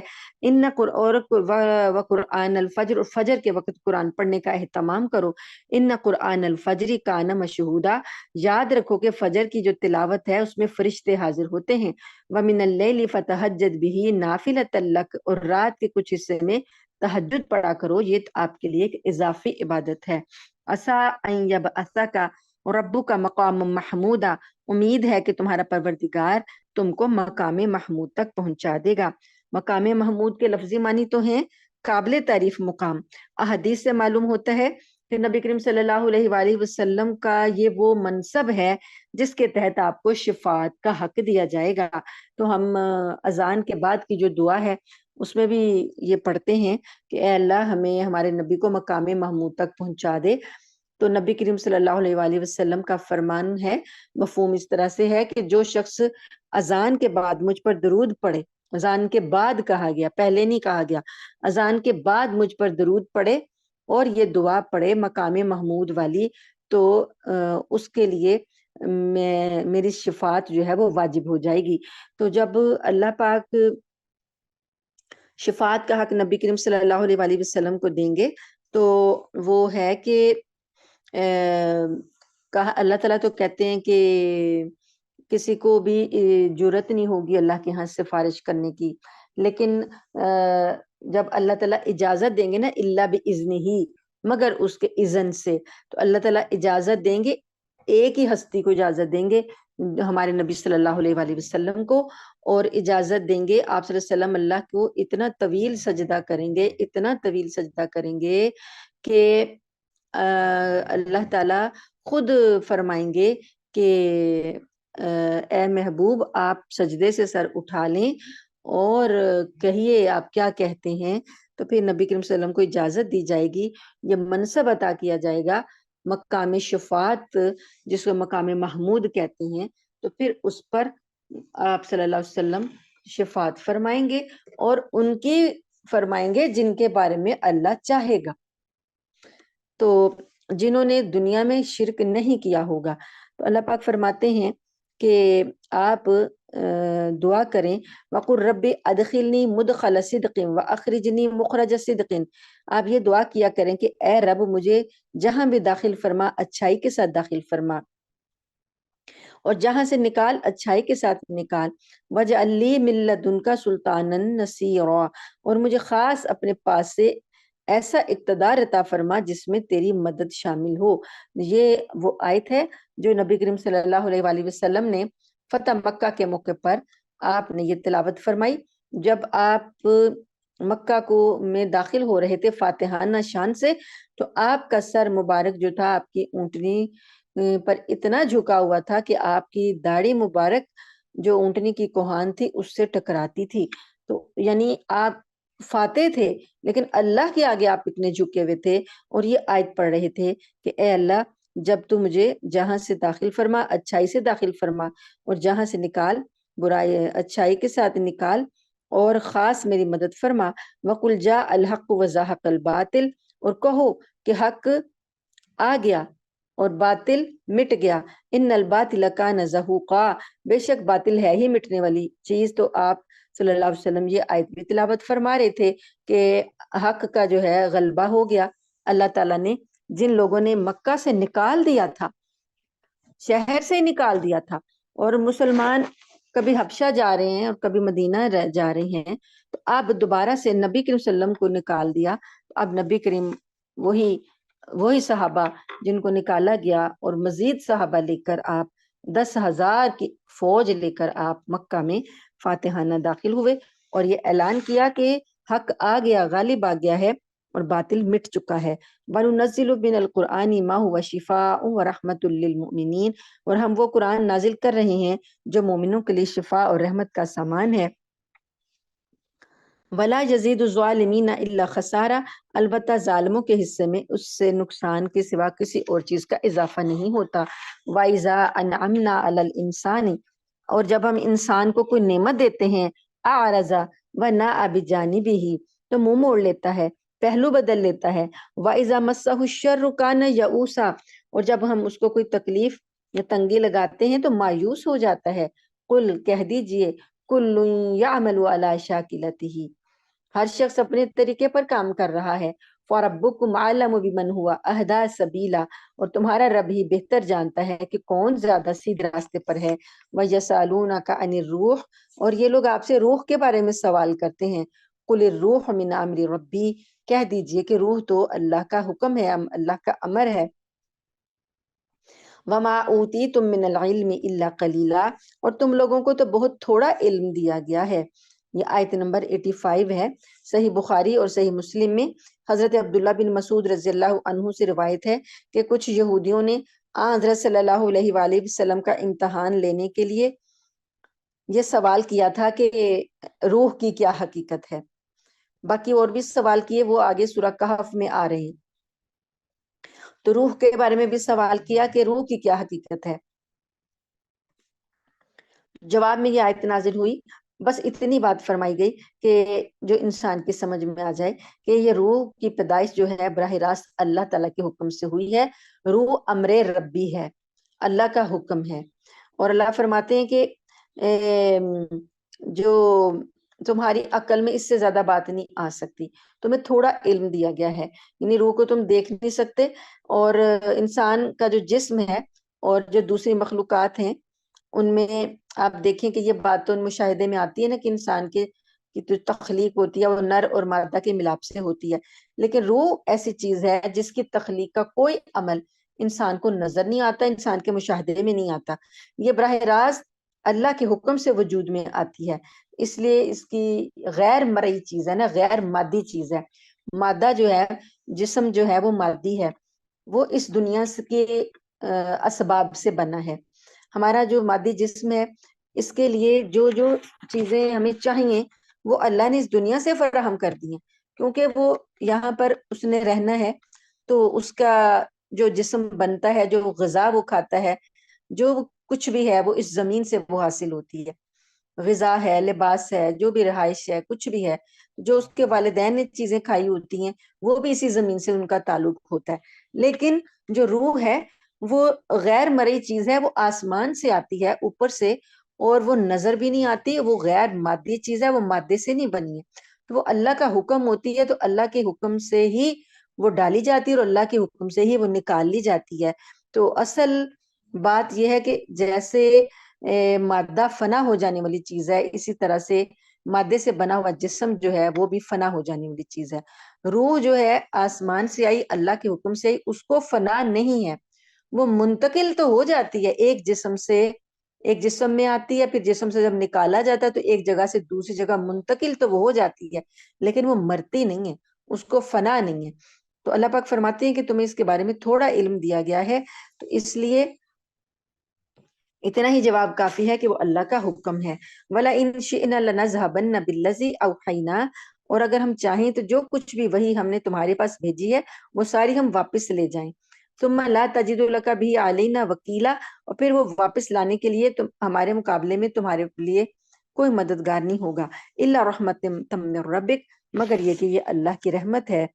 ان فضلہ کان علیک کبیرا، بے شک اللہ کا آپ کے اوپر بہت بڑا فضل ہے.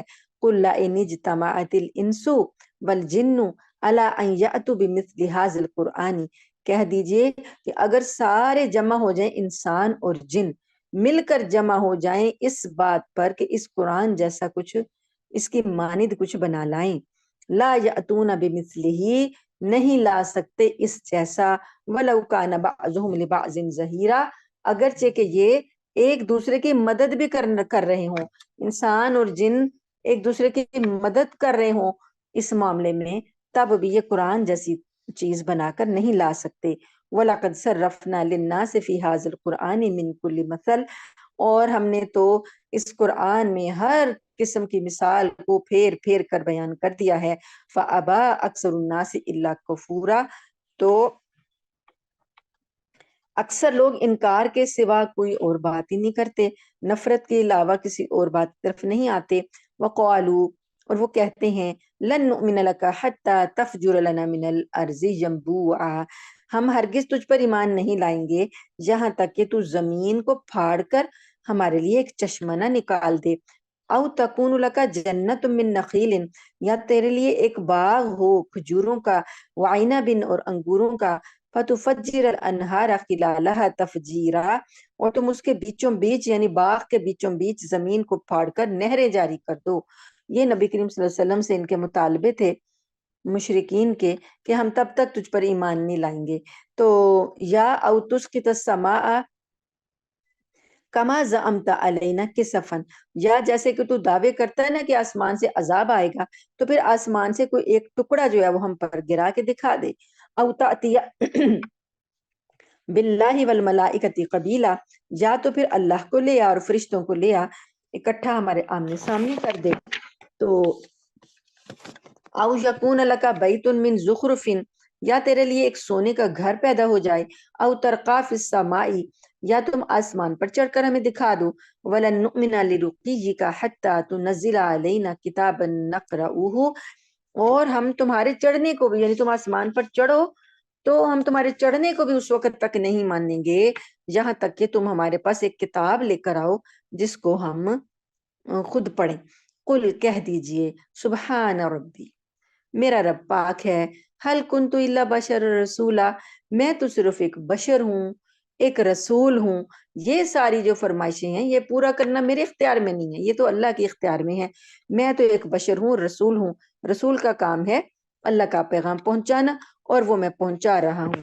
قل، کہہ دیجئے، لو کان فی الارض ملائکۃ یمشون مطمئنین، اگر زمین میں فرشتے چلتے پھرتے ہوتے اطمینان سے، یہ کہتے ہیں نا فرشتے نہیں نازل ہوئے، تو اللہ تعالیٰ فرماتے ہیں کہ اگر زمین میں فرشتے اطمینان سے چلتے پھرتے ہوتے، لنزلنا علیہم من السماء ملکا رسولا، تو ہم ان پر آسمان سے فرشتے کو رسول بنا کر بھیجتے. تو اب اگر انسان کو بشر کو رسول بنایا ہے تو اس کی وجہ یہ ہے کہ تم سارے انسان ہو تو انسانوں کے لیے انسان ہی رسول ہوگا، اگر فرشتے ہوتے تو فرشتوں کا رسول ہوتا۔ قل کہہ دیجئے کفا باللہ شہیدم بینی و بینکم، اللہ کافی ہے میرے درمیان اور تمہارے درمیان گواہی کے لیے، انہ کان بعبادہ خبیرا بصیرا، بے شک وہ اپنے بندوں کی اعمال کی خبر بھی رکھتا ہے اور اس کو دیکھتا بھی ہے۔ وَمَن يَهْدِ اللَّهُ فَهُوَ الْمُهْتَدِي، اور جس کو اللہ ہدایت دے وہی ہدایت پا سکتا ہے۔ وَمَن يُضْلِلْ فَلَن تَجِدَ لَهُمْ أَوْلِيَاءَ مِن دُونِهِ، اور جس کو اللہ تعالیٰ گمراہ کر دے تو تم اس کے لیے کوئی بھی دوست نہیں پاؤ گے۔ وَنَحْشُرُهُمْ يَوْمَ الْقِيَامَةِ عَلَى وُجُوهِهِمْ عُمْيًا وَبُكْمًا وَصُمًّا، اور ہم انہیں قیامت کے دن اکٹھا کریں گے، ان کے جو چہرے ہیں ان کے چہروں کو قیامت کے دن منہ کے بل اس طرح اکٹھا کریں گے کہ وہ اندھے ہوں گے، گونگے ہوں گے، بہرے ہوں گے، اور مأواہم جہنم، اور ان کا ٹھکانہ جہنم ہوگا۔ کلما خبت زدناہم سعیرا، یہ جو ہے جب کبھی جہنم کی آگ جو ہے دھیمی ہونے لگے گی تو زدناہم سعیرا، تو ہم اسے اور زیادہ بھڑکا دیں گے۔ ذالک جزاؤہم بانہم کفروا بآیاتنا، یہ بدلہ اس وجہ سے ہے کہ انہوں نے ہماری آیتوں سے کفر کیا، انکار کیا۔ وَقَالُوا أَإِذَا كُنَّا عِظَامًا وَرُفَاتًا أَإِنَّا لَمَبْعُوثُونَ خَلْقًا جَدِيدًا، اور یہ کہا تھا انہوں نے کہ جب ہم مر کر ہڈیاں ہو جائیں گے اور چورا چورا ہو جائیں گے تو کیا ہم نئی پیدائش میں دوبارہ سے تخلیق کیے جائیں گے۔ اولم یروا، کیا یہ دیکھتے نہیں، ان اللہ الذی خلق السماوات والارض، کہ اللہ تو آسمان اور زمین کا خلق کرنے والا ہے، آسمان اور زمین کا پیدا کرنے والا ہے۔ انہیں اپنی پیدائش کی جو ہے تعجب ہو رہا ہے، حیرت ہو رہی ہے کہ اللہ ہمیں دوبارہ پیدا کرے گا۔ تو اللہ فرماتے ہیں کہ دیکھو، یہ دیکھتے نہیں ہیں کہ وہ اللہ جس نے آسمان پیدا کر دی، زمین پیدا کر دی، قادر علی ان یخلق مثلہم، اور وہ اس جیسی اور بھی بہت سی چیزیں پیدا کرنے پر قادر ہے۔ وَجَعَلَ لَهُمْ أَجَلًا لَا رَيْبَ فِيهِ، اور اس نے ان کے لیے ایک میعاد مقرر کر رکھی ہے، اس میں کوئی شک نہیں ہے۔ فَأَبَى الظَّالِمُونَ إِلَّا كَفُورًا، مگر یہ ظالم پھر بھی کفر ہی کرتے ہیں۔ قُل لَّوْ أَنتُمْ تَمْلِكُونَ خَزَائِنَ رَحْمَةِ رَبِّي، کہہ دیجئے اے پیغمبر، کافروں سے کہہ دیجئے کہ اگر میرے پروردگار کی رحمت کے خزانے کہیں تمہارے اختیار میں ہوتے، اذا امسکتم خشیۃ الانفاق، تو تم تو خرچ ہو جانے کے ڈر سے ضرور ہی ہاتھ روک لیتے۔ وکان الانسان قتورا، اور انسان ہے ہی بڑا تنگ دل۔ یہاں پر جو خزانے ہیں وہ جو رحمت ہے اللہ کی، اس سے مراد نبوت ہے، کہ ابھی تو یہ نبوت اللہ نے اپنے اختیار میں رکھی ہے، اگر تمہارے اختیار میں ہوتی تو تم تو کسی کو بھی کوئی نعمت نہ دیتے، اور تم انسان ہے ہی تنگ دل، کہ اللہ پاک نے یہ خزانے جو ہیں خود ہی لٹائے ہیں، ورنہ کسی مخلوق کو دے دیتا تو جیسے جن کے پاس آج دنیا میں اختیار ہے، جو دوسروں کو بھوکا مار رہے ہیں، وہ تو پھر ساری مخلوق کو بھوکا مار دیتے۔ وَلَقَدْ آتَيْنَا مُوسَىٰ، اور ہم نے موسیٰ علیہ السلام کو دی تھیں 9 آیات بینات، 9 کھلی کھلی نشانیاں۔ فَاسْأَلْ بَنِي إِسْرَائِیلَ، تو بنی اسرائیل سے آپ پوچھ لیجئے، اِذْ جَاءَهُمْ، جب وہ آئے تھے ان کے پاس، فَقَالَ لَهُ فِرْعَوْنُ، تو موسیٰ علیہ السلام نے فرعون سے کہا تھا، انی لَأَظُنُّكَ يَا موسیٰ مَسْحُورًا، تو اس نے کہا، فرعون کے پاس جب وہ گئے تو فرعون نے ان سے کہا کہ میں تو اے موسیٰ تجھے سمجھتا ہوں کہ تم پر کسی نے جادو کر دیا ہے۔ اب بنی اسرائیل کو سارا پتا ہے، ان کی ہسٹری میں یہ سارا لکھا ہوا ہے کہ موسیٰ علیہ السلام کو فرعون نے کیا جواب دیا تھا، اور موسیٰ علیہ السلام کے پاس کون کون سی نشانیاں تھیں۔ تو اللہ پاک نے 9 نشانیاں جو ذکر کی ہیں، تو نبی کریم صلی اللہ علیہ وسلم نے یہاں پر وہ نشانیاں نہیں ہیں جو کہ ان کو معجزے دیے گئے تھے، یہ وہ آیات ہیں، روشن آیات۔ تو معجزوں میں تو آپ کو پتہ ہی ہے کہ وہ عصا تھا ان کا، اور ید بیضا تھا، اور اس طریقے سے جب فرعون جو بھی نہیں بات مانتے تھے تو اللہ کی طرف سے عذاب آتے تھے، تو یہ روشن آیات ہیں۔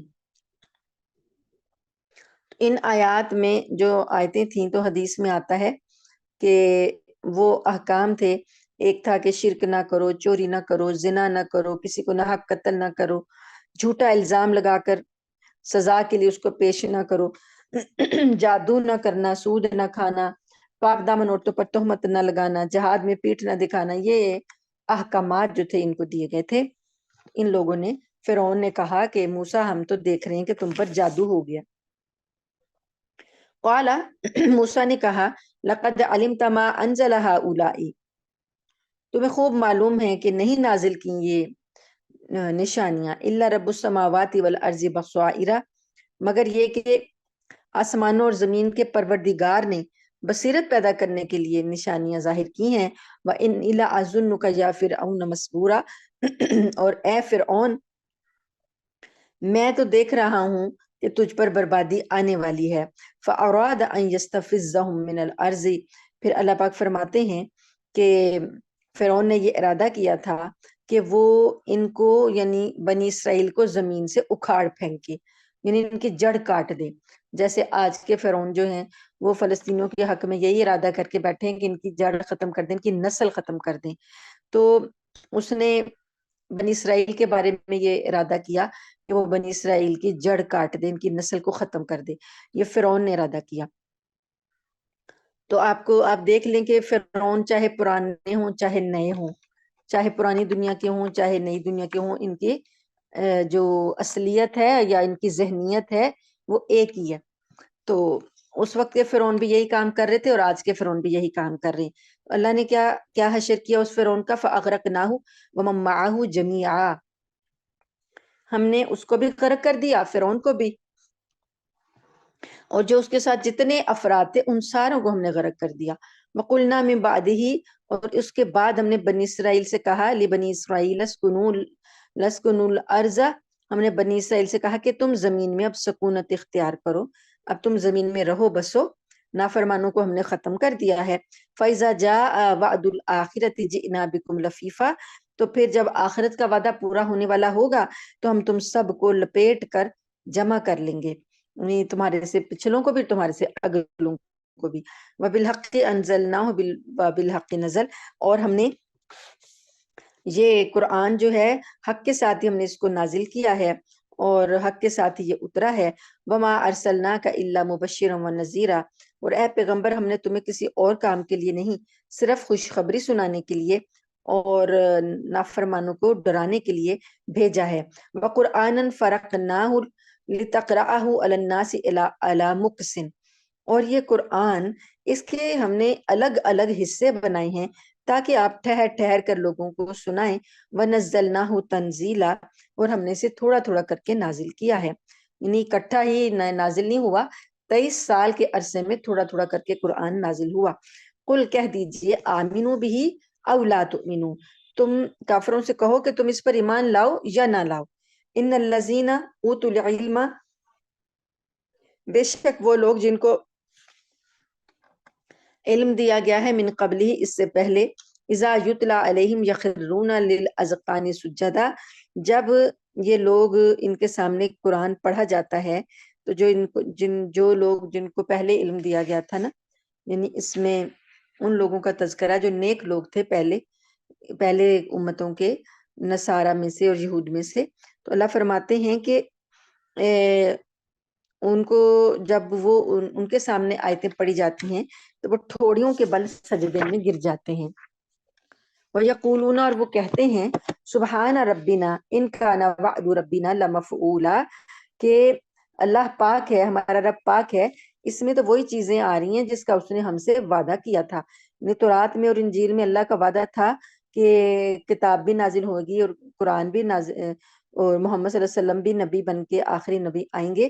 تو وہ جو تورات اور انجیل کے پڑھنے والے نیک لوگ تھے، جب وہ ایمان لاتے ہیں، جب یہ قرآن کو سنتے ہیں تو وہ کہتے ہیں کہ ہمارے رب کا وعدہ سچا تھا، ہمارا رب پاک ہے۔ وَيَخِرُّونَ لِلْأَذْقَانِ يَبْكُونَ وَيَزِيدُهُمْ خُشُوعًا، اور وہ ٹھوڑیوں کے بل روتے ہوئے سجدے میں گر جاتے ہیں اور ان کی عاجزی میں اضافہ ہو جاتا ہے۔ یہ آیت سجدہ ہے۔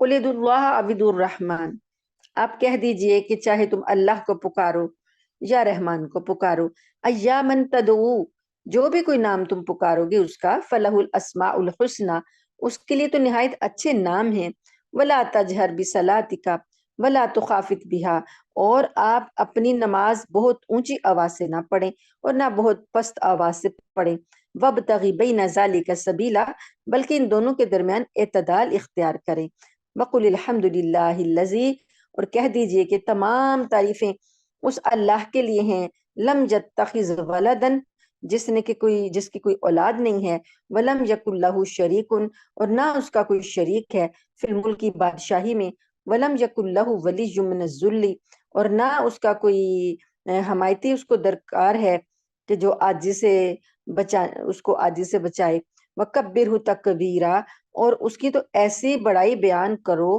جیسی بڑائی بیان کرنے کا اس کا حق ہے۔ یہ اس آیت کا پس منظر یہ ہے کہ عرب کے مشرکین اللہ تعالیٰ کے نام رحمان کو نہیں مانتے تھے، وہ جب مسلمان نبی کریم صلی اللہ علیہ وسلم ان کے سامنے یا اللہ یا رحمان کہتے یا کوئی دعا کرتے تو وہ مذاق اڑاتے، کہتے کہ ایک طرف تو تم کہتے ہو اللہ ایک ہے اور دوسری طرف تم دو خداؤں کو پکارتے ہو، کبھی رحمان کہتے ہو کبھی اللہ کہتے ہو، تو ایک رحمان کو پکارے ہو ایک اللہ کو، تو یہ تو خود ہی تم دو نام پکار رہے ہو۔ تو اللہ پاک نے اس کا جواب دیا کہ چاہے تم اللہ کو پکارو یا رحمان کو پکارو، اس کے تو بڑے اچھے اچھے نام ہیں، اور بھی ہیں اللہ کے نام جنہیں اسماء حسنہ کہا جاتا ہے۔ تو جب اللہ کے اسماء حسنہ سے کسی اور نام سے بھی اللہ کو اس کے ذریعے سے پکارا جائے تو اس سے توحید میں کوئی فرق نہیں آتا، عقیدہ توحید پر کوئی حرف نہیں آتا، یہ اللہ ہی کے سارے نام ہیں۔ تو یہ بات ہے کہ جب نبی کریم صلی اللہ علیہ وسلم بلند آواز سے نماز پڑھتے تو یہ مشرکین شور مچاتے، مذاق اڑاتے، خلل ڈالنے کی کوشش کرتے، اس لیے اللہ پاک نے نبی کریم صلی اللہ علیہ وسلم سے کہا کہ معتدل آپ آواز اختیار کریں، اور نہ بہت اونچی ہو نہ بہت آہستہ ہو۔ الحمدللہ ہماری یہ سورہ بنی اسرائیل مکمل ہوئی۔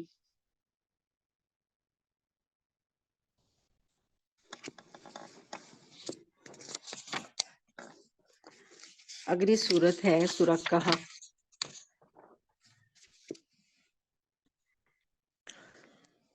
سورہ کہف میں کچھ واقعات بتائے گئے ہیں۔ شان نزول اس کا یہ ہے کہ حضرت عبداللہ بن عباس رضی اللہ تعالی عنہ سے روایت ہے کہ مکہ مکرمہ کے کچھ سرداروں نے 2 آدمی مدینہ منورہ کے یہودی علماء کے پاس بھیجے۔ مکہ والوں نہیں بھیجے کیونکہ وہ ہر لحاظ سے نبی کریم صلی اللہ علیہ وسلم کو روکنے کی کوشش کریں دعوت کو، تو ان کو کامیابی نہیں مل رہی، تو وہ پھر انہوں نے سوچا کہ کسی نہ کسی طرح سے جھٹلانے کے لیے یہود کے پاس جاؤ اور ان سے تورات اور انجیل کے علماء کے پاس جاؤ اور ان سے پوچھ کے آؤ کہ ان کی کتابوں میں ان کی نبوت کے بارے میں کچھ لکھا ہوا ہے، کچھ کہا ہوا ہے۔ تو یہودی علماء نے ان 2 جو آدمی وہ گئے تھے ان سے کہا کہ آپ حضرت محمد صلی اللہ علیہ وآلہ وسلم سے 3 سوال کرنا، اگر وہ ان کے صحیح جواب دے دیں تو سمجھ لینا کہ وہ واقعی اللہ تعالیٰ کے نبی ہیں، اور اگر وہ صحیح جواب نہ دے سکیں تو اس کا مطلب یہ ہوگا کہ ان کا نبوت کا دعویٰ صحیح نہیں ہے۔ پہلا سوال یہ کرنا کہ ان نوجوانوں کا وہ عجیب واقعہ بیان کریں جو کسی زمانے میں غار میں چھپ گئے تھے، اور دوسرا وہ شخص کا کیا حال ہے اس کا حال بتائیں جس نے مشرق سے مغرب تک پوری دنیا کا سفر کیا تھا، اور تیسرے ان سے پوچھنا کہ روح کی کیا حقیقت ہے۔ چنانچہ یہ دونوں شخص مکہ مکرمہ واپس آئے اور اپنی برادری کے لوگوں کو ساتھ لے کر نبی کریم صلی اللہ علیہ وسلم سے انہوں نے یہ تینوں سوال پوچھے۔ تیسرا جو روح والا سوال ہے وہ تو بھی ہم نے پڑھ لیا، تو 2 سوالات کے جو جواب ہیں وہ اس صورت میں نازل ہوئے ہیں، اور غار میں چھپنے والے نوجوانوں کا واقعہ تفصیل سے بیان فرمایا۔ تو ان غار میں چھپنے والے نوجوانوں کو اصحاب کہف کہتے ہیں۔ کہف عربی میں غار کو کہتے ہیں، تو اصحاب کہف کے معنی ہوئے غار والے، اسی وجہ سے اس سورت کا نام سورت الکہف ہے۔ اور اس کے بعد مشرق سے مغرب کا جو سفر کرنے والا شخص تھا وہ ہے ذوالقرنین۔ ذوالقرنین جو تھا اس کا واقعہ بھی اللہ پاک نے بتایا، اور ایک اور واقعہ حضرت موسیٰ علیہ السلام کا جو کہ ان کو معلوم تھا صرف یہود کو اور نصارہ کو، مکہ والوں کو بالکل بھی معلوم نہیں تھا۔ خضر علیہ السلام سے جو ان کی ملاقات ہوئی، وہ ان کی ملاقات کا واقعہ بھی تفصیل سے آیا ہے۔ تو یہ اس تینوں واقعات اس سورت کا موضوع ہیں۔ فضائل سورہ کہف کے بہت زیادہ ہیں تلاوت کے، خاص طور پر جمعے کے دن اس کی تلاوت کی بڑی فضیلت آئی ہے روایات میں، اور بزرگان نے دین کا معمول رہا ہے کہ وہ جمعے کو خاص طور پر سورہ کہف کی تلاوت فرمایا کرتے تھے۔ شروع کرتے ہیں۔ بسم اللہ الرحمن الرحیم۔ الحمد للہ الذی انزل علی عبدہ الکتاب ولم یجعل لہ عوجا۔ تمام تعریفیں اللہ کی ہیں جس نے اپنے بندے پر کتاب نازل کی اور اس میں کسی قسم کی کوئی خامی نہیں رکھی۔ قیما لینذر بأسا شدیدا من لدنہ ویبشر المؤمنین۔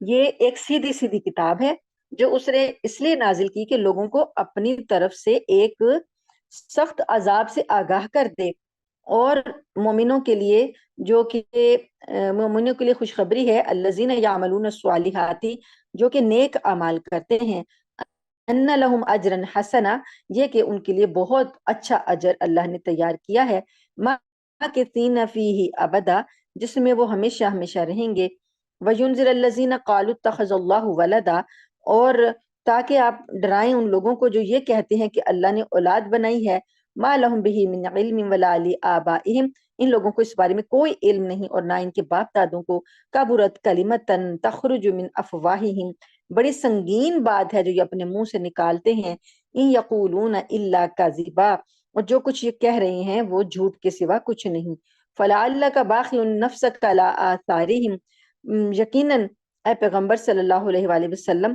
ان کی اس بات پر کہ یہ لوگ ایمان نہیں لاتے، آپ کا سینہ تنگ ہوتا ہے بہذا الحدیث اسفا، اور آپ ایسا لگتا ہے کہ آپ افسوس کر کے ان کے پیچھے اپنی جان کو گھلا بیٹھو گے۔ باقی ان نفس کا، جان کو گھلا دینا، جیسے افسوس تھا ان کا نبی کریم صلی اللہ علیہ وسلم جو اپنی امت کے ایمان نہ لانے پر افسوس کرتے تھے، تو آپ کو اس بات کا غم تھا کہ کہیں میری امت پر عذاب نہ نازل ہو جائے، یہ اللہ کی باتوں کو نہیں مانتے۔ تو اللہ پاک نے آپ کو بتایا کہ آپ اتنا غم کرتے ہیں، اتنا غم کرتے ہیں، کہیں ایسا نہ ہو کہ آپ اپنی جان کو گھلا بیٹھیں۔ انا جعلنا ما علی الارض زینۃ لہا، یقین جانو کہ ہم نے اس زمین پر جتنی چیزیں پیدا کی ہیں اسے ہم نے زمین کی سجاوٹ کا ذریعہ بنایا ہے، لنبلوہم ایہم احسن عملا، اور ہم دیکھنا یہ چاہتے ہیں کہ ان لوگوں میں سب سے اچھے اعمال کون کرتا ہے، وَإِنَّا لَجَاعِلُونَ مَا عَلَيْهَا صَعِيدًا جُرُزًا، اور بے شک آپ یہ یقین رکھیں کہ ایک دن ہم نے اس زمین کو سپاٹ میدان بنا دینا ہے، یعنی کہ یہ جو ابھی اس وقت زمین آپ کو رنگ برنگی نظر آ رہی ہے، سب چیزیں ختم ہو جائیں گی اور ایک بالکل صاف چٹیل سیدھا سپاٹ میں میدان بنا دیا جائے گا۔ تو یہ ایک ڈھیل ہے، کہنے کا مطلب ہے کہ یہ ایک ڈھیل ہے جو ان کو دی ہوئی ہے، تو آپ ان کے بارے میں اپنا گھلائیں نہ، اپنے آپ کو نہ گھلائیں، ہم ان کی آزمائش کر رہے ہیں۔ ام حسبت ان اصحاب الکہف والرقیم، کیا آپ کا یہ خیال ہے کہ غار والے اور رقیم والے، رقیم بھی انہی کو کہا گیا ہے، یہ تختی تھی، رقم کہتے ہیں نا، رقم کرنا، تحریر رقم کرنا، لکھنا، تو ایک تختی تھی، اس تختی پر ان کے نام لکھے ہوئے تھے، یہ جو اصحاب کہف تھے، تو اس لیے انہیں اصحاب رقیم بھی کہا گیا۔ کان من آیاتنا عجبا، کیا آپ کا خیال ہے کہ یہ ہماری کچھ عجیب نشانیاں ہیں؟ از اول فتیاتو، جبکہ یہ اس وقت کا ذکر ہے کہ جبکہ کچھ نوجوان تھے، الی الکہف، جو غار میں جنہوں نے پناہ لی، فقالوا، انہوں نے کہا، ربنا آتنا من لدنک رحمتا وہیئ لنا من امرنا رشدا، اے ہمارے رب، انہوں نے یہ غار میں پناہ لی اور یہ دعا کرتے ہوئے کہ اے ہمارے رب، ہمارے لیے کوئی بھلائی کا راستہ مقرر فرما دے۔ فضربنا علی آذانہم فی الکہف سنین عددا، تو ہم نے کیا کیا کہ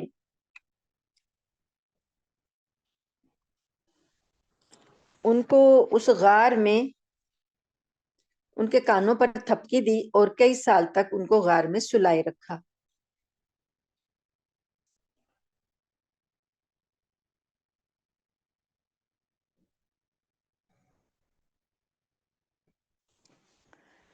ثم بعثناهم لنعلم أي الحزبين، پھر ہم نے ان کو اٹھایا کہ دیکھیں کہ دو گروہوں میں سے کون جو ہے وہ احصیٰ لما لبثوا امدا مدت کو صحیح شمار کرتا ہے. دو گروہوں میں سے ایک یعنی یہ لوگ جن کو سلایا اللہ نے، اور ایک اللہ تعالیٰ خود، کہ کس کو صحیح مدت کا پتہ ہے کہ کتنا عرصہ یہ سوئے ہیں. نحن نقص علیک نبأهم بالحق، یہ غیب کی خبریں ہیں جو ہم حق کے ساتھ آپ پر پڑھ رہے ہیں. انہم فتیۃ آمنو، بے شک وہ چند نوجوان تھے، بربہم، وہ اپنے رب پر ایمان لائے تھے، وزدناہم ہدا، اور ہم نے ان کو ہدایت میں خوب ترقی دی تھی. اب یہ جو تھوڑا سا ان کا واقعہ جو ہے وہ اس طریقے سے ہے، قرآن پاک نے کے مطابق جو یہ بات ہے کہ ایک بادشاہ تھا جو مشرک تھا، تو یہ چند نوجوان تھے جن کا تعلق بھی شاہی خاندان سے ہی تھا. تو بادشاہ نے یہ لوگ توحید کے قائل تھے، تو بادشاہ نے توحید پر ایمان رکھنے کی بنا پر ان کو پریشان کیا. تو یہ حضرات شہر سے نکل کر ایک غار میں چھپ گئے، اور کہا جاتا ہے کہ یہ بادشاہ نے اتنی سختی کی تھی کہ وہ جو اقرار کرواتا تھا سب سے شرک کا، جو نہیں شرک کا اقرار کرتا تھا اس کو وہ قتل بھی کروا دیتا تھا. تو یہ نوجوان جو تھے انہوں نے یہ شہر سے نکل کے ایک غار میں چھپ گئے. وہاں اللہ تعالیٰ نے ان پر گہری نیند طاری فرما دی، اور یہ 309 سال تک اسی غار میں پڑے سوتے رہے. اللہ تعالیٰ نے اس نیند کے دوران اپنی قدرت کاملہ سے ان کی زندگی کو بھی سلامت رکھا، ان کے جسم کو بھی گلنے سڑنے سے محفوظ رکھا. 309 سال بعد جب ان کی آنکھ کھلی تو انہیں اندازہ نہیں تھا کہ وہ اتنی لمبی مدت سوئے ہیں. یہ کوئی عام بات نہیں تھی 309 سال سلانا. ابھی دیکھیں آپ، ہم اپنے زیادہ ذرا سو جائیں تو ہماری یعنی جسم کے اعضاء جو ہیں وہ تھک جاتے ہیں، اکڑ جائیں، یا پڑا پڑا ایک جسم کا حصہ ایک ہی جگہ ایک ہی سائڈ پر پڑا رہے تو وہ اکڑ جائے. تو 309 سال مٹی پہ زمین پہ سونا، تو آپ کو پتہ ہی کوئی بھی چیز زمین پہ پھینکے تو اس کو زمین کے اندر سے کتنی چیزیں آ جاتی ہیں کھانے کے لیے، حشرات آ جاتی ہیں، چونٹیاں چڑھ جاتی ہیں، کیا کیا کچھ ہو جاتا ہے. تو گوشت تو ایسی جگہ چیز ہے کہ وہ تو زمین پہ ڈالتے ہیں تو وہ تو گلنا سڑنا شروع ہو جاتا ہے. تو اللہ پاک نے کیسے انہیں محفوظ رکھا 309 سال تک. اتنی لمبی مدت میں نہ انہیں بھوک محسوس ہوئی، نہ انہیں پیاس لگی، نہ انہیں کوئی رفع حاجت کے لیے اٹھنے کی کوئی ضرورت پڑی. اور یہ لوگ 309 سال تک ایسے سوئے کہ ان کو بالکل بھی ہوش نہیں رہا. ادھر دنیا ہی بدل گئی، یہ ادھر سوتے رہے، اور پیچھے اللہ پاک نے ساری جو دنیا تھی وہی وقت کے ساتھ ساتھ ظاہر تبدیل ہوتی ہے، تو وہ سب اللہ نے ان کو جو معجزہ بنانا تھا وہ یہی تھا کہ ان لوگوں کو پتہ چلے کہ اللہ تعالیٰ ہر چیز پر قادر ہے. اور دوسری بات، جب دوبارہ ایک نیا بادشاہ آ گیا، اتنی صدیوں کے بعد جب کوئی نیا بادشاہ آ گیا، تو وہ بادشاہ جو تھا وہ توحید پر ایمان تو رکھتا تھا، لیکن ان کے دور میں موت کے بعد اٹھائے جانے پر بحثیں ہو رہی تھی. تو اب وہ موت کے بعد جو اٹھائے جانے کی جو بحث ہے اس پہ لوگ جو ہیں شک کا شکار ہو رہے تھے. توحید پرست تو تھے، لیکن کیا ہوا کہ اللہ پاک نے پھر ان کو اسی زمانے میں زندہ کیا تاکہ نشانی اپنی دکھائے. اب جب ان کی آنکھ کھلی تو ان کو اب بھوک محسوس ہوئی، تو انہوں نے اپنے میں سے ایک آدمی کو بھیجا، اور ان کے پاس جو ان کی سکے تھے وہ تو ان کے پاس تھے ہی. انہوں نے بھیجا کہ جاؤ، جا کر کچھ کھانے پینے کے لیے لے آؤ. تو وہ پرانا سکہ لے کر وہی گیا جو 300 سال پہلے اس ملک میں چلا کرتا تھا. تو دکاندار نے جب وہ پرانا سکہ دیکھا تو وہ اس نے تعجب کیا، اور اس طریقے سے ان کی بات کھل گئی کہ یہ تو اتنے 100 سال پرانا سکہ ہے. تو لوگوں نے سمجھا کہ شاید کوئی پرانا خزانہ ان کے ہاتھ لگ گیا. تو پھر وہ زبان بھی بدل چکی تھی، انداز بھی بدل چکے تھے، لباس بھی بدل چکے تھے. تو بہرحال اس طریقے سے پھر ان کے بارے میں ساروں کو پتا چلا.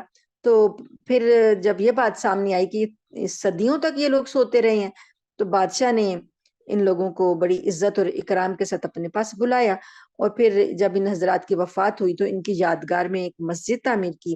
عیسائیوں کے ہاں یہ واقعہ ان کی کتابوں میں لکھا ہوا ہے 7 سلیپرز کے نام سے۔ اور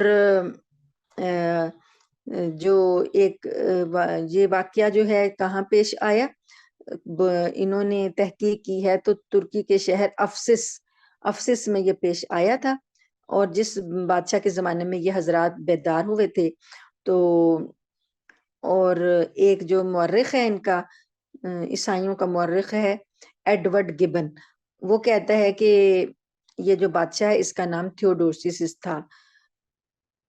مسلمان مورخین و مفسرین نے بھی اس سے ملتے جلتی تفصیلات بیان کی ہیں، اور ظالم بادشاہ کا نام دقیانوس ذکر کیا ہے۔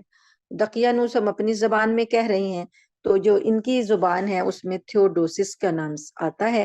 تو اب یہ اللہ پاک نے یہاں پر ان کے بارے میں جو بتایا، اللہ پاک فرماتے ہیں کہ آپ کیا سمجھتے ہیں کہ یہ کوئی عجیب بات ہے؟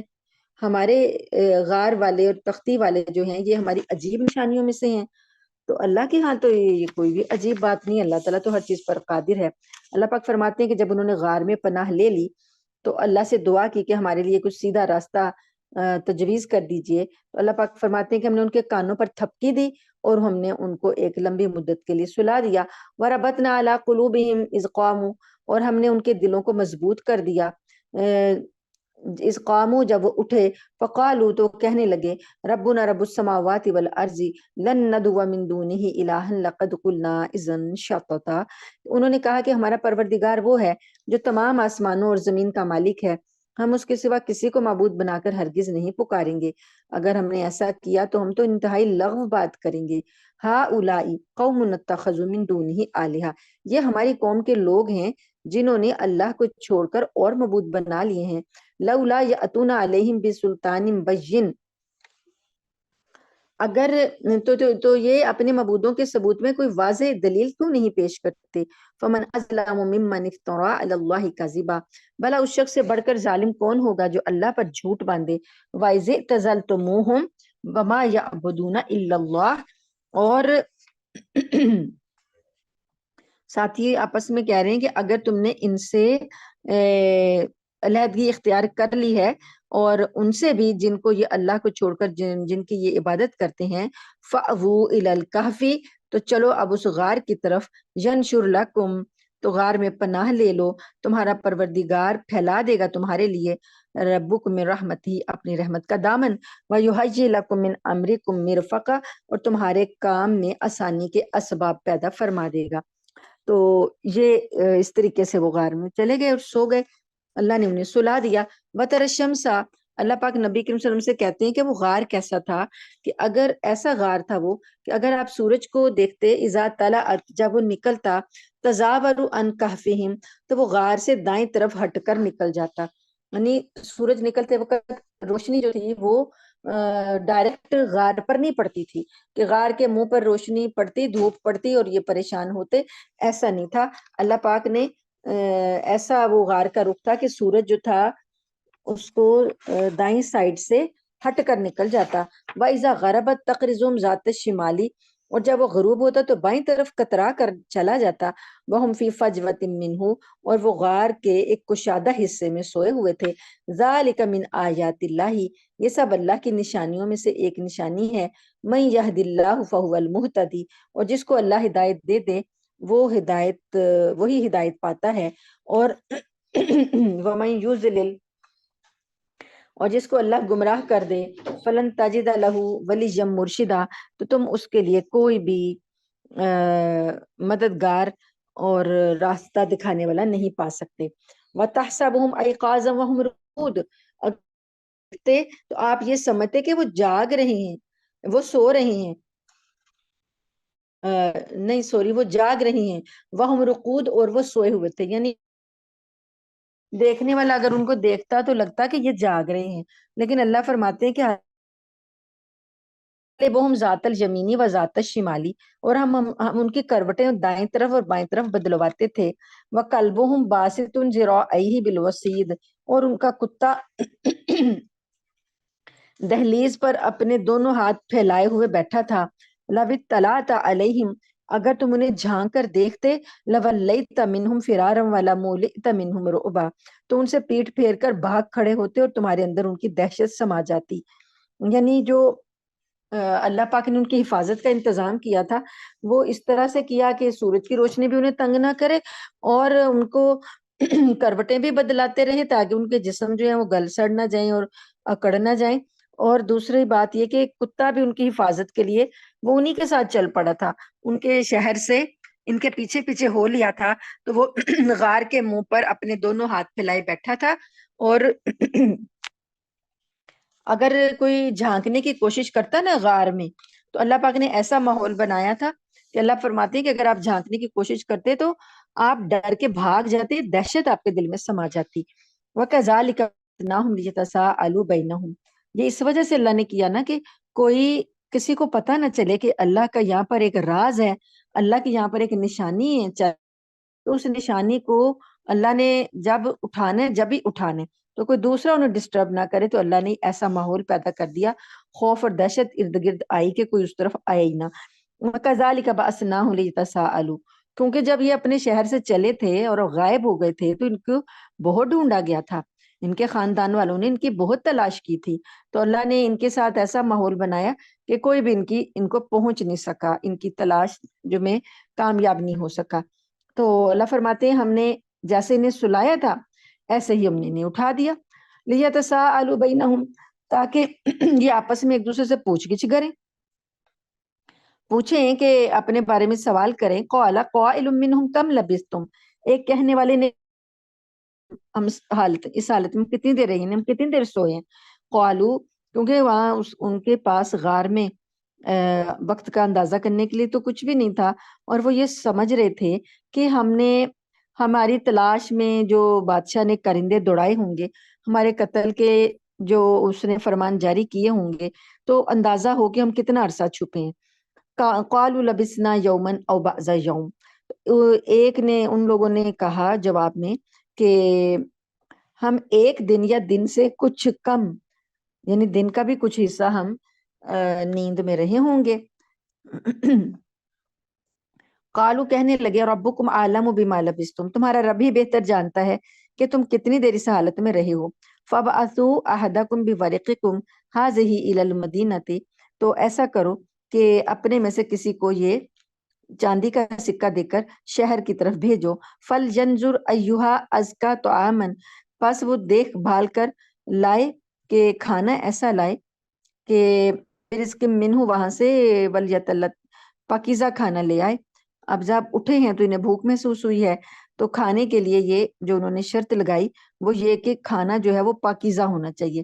ولیتلطف ولا یشعرن بکم احدا، اور ہوشیاری سے اسے چاہیے کہ ہوشیاری سے کام لے اور کسی کو تمہاری خبر نہ ہونے دے. یعنی ان کے ذہن میں تھا کہ کرندے بادشاہ کے ہمارے پیچھے لگے ہوئے ہیں تو دیکھ بھال کے جائے ہوشیاری کے ساتھ، کسی کو پتہ نہ چلے. انہم ان یظہروا علیکم، اگر وہ لوگ جو ہیں انہیں تمہاری خبر مل گئی، یرجموکم، تو وہ تمہیں رجم کر دیں گے، یعنی سنگسار کر دیں گے. او یعیدوکم فی ملتہم، یا تمہیں اپنے دین میں واپس، جو ان کا دین ہے شرک والا دین ہے، اس میں واپس لوٹا دیں گے. ولن تفلحوا اذا ابدا، اور اگر ایسا ہوا تو پھر تم کبھی کامیاب نہیں ہو سکتے، کبھی پھر تمہیں نہیں مل سکتی اگر انہوں نے تمہیں اپنے دین میں لوٹا دیا. وَكَذَلِكَ آثَرْنَا عَلَيْهِمْ، اور اس طرح ہم نے ان کی خبر لوگوں کو پہنچا دی. لوگوں تک خبر پہنچانے کے لیے بھی اللہ نے یہ تدبیر کی کہ یہ لوگ باہر جائیں، اپنا پرانا سکہ لے کر جائیں تاکہ لوگوں تک خبر پہنچے. لِيَعْلَمُوا أَنَّ وَعْدَ اللَّهِ حَقٌّ، تاکہ یہ لوگ جان لیں، کون لوگ؟ یہی کہف والے جان لیں کہ اللہ کے وعدے سچے ہیں. وَأَنَّ السَّاعَةَ لَا رَيْبَ فِيهَا، اور لوگ یہ بھی جان لیں، وہاں کے لوگ جو شک کر رہے تھے کہ موت کے بعد کیسے زندہ اٹھانا ہے، قیامت کیسے آنی ہے، تو لوگوں کو یہ بھی پتہ چل جائے کہ وہ جو گھڑی آنے والی ہے اس میں کوئی شک نہیں ہے. اذ یتنازعون بینہم امرہم، پھر اس میں وہ وقت بھی آیا کہ جب لوگ ان کے بارے میں آپس میں جھگڑ رہے تھے. فقالوا بنوا علیہم بنیانا، کہ وہ کہنے لگے کہ یہ ان پر ایک نشانی کے لیے ایک عمارت بنا دو. ربہم اعلم بہم، تمہارا رب خوب جانتا ہے ان کے بارے میں. قال الذین غلبوا علی امرہم، تو جو جن لوگوں کا امر غالب تھا، یعنی جو صاحب اختیار لوگ تھے، حکومت والے جو تھے، وہ کہنے لگے لنتخذن علیہم مسجدا، ہم ان کے اوپر یہاں پر ایک مسجد بنائیں گے. اب روایات میں آتا ہے کہ وہ صاحب جو گئے تھے نا کھانا لینے کے لیے، جن کو بھیجا تھا انہوں نے سکہ دے کر، ان کا نام آتا ہے تملیخہ. تملیخہ جو تھے، جب وہ دکاندار کے پاس پہنچے اور انہوں نے اپنا پرانا سکہ پیش کیا، تو اس وقت اب بھی ایسا ہی ہے کہ ہر سکے کے اوپر جو ملک کا وہ ہوتا ہے، اس ملک کے بادشاہ کی تصویر بنی ہوتی ہے. تو وہاں بھی اس وقت بھی اس سکے کے اوپر اس بادشاہ کی تصویر بنی ہوئی تھی، تو علامتیں تھی. تو دکاندار بڑا حیران ہوا، اور بات کھلتے کھلتے جو اس وقت بڑے بوڑھے تھے، کوئی کہانیاں سنی ہوئی تھیں پہلے اپنے لوگوں سے کہ ان کے ہاں کبھی کوئی ایسا واقعہ ہوا تھا کہ کچھ نوجوان غائب ہو گئے تھے.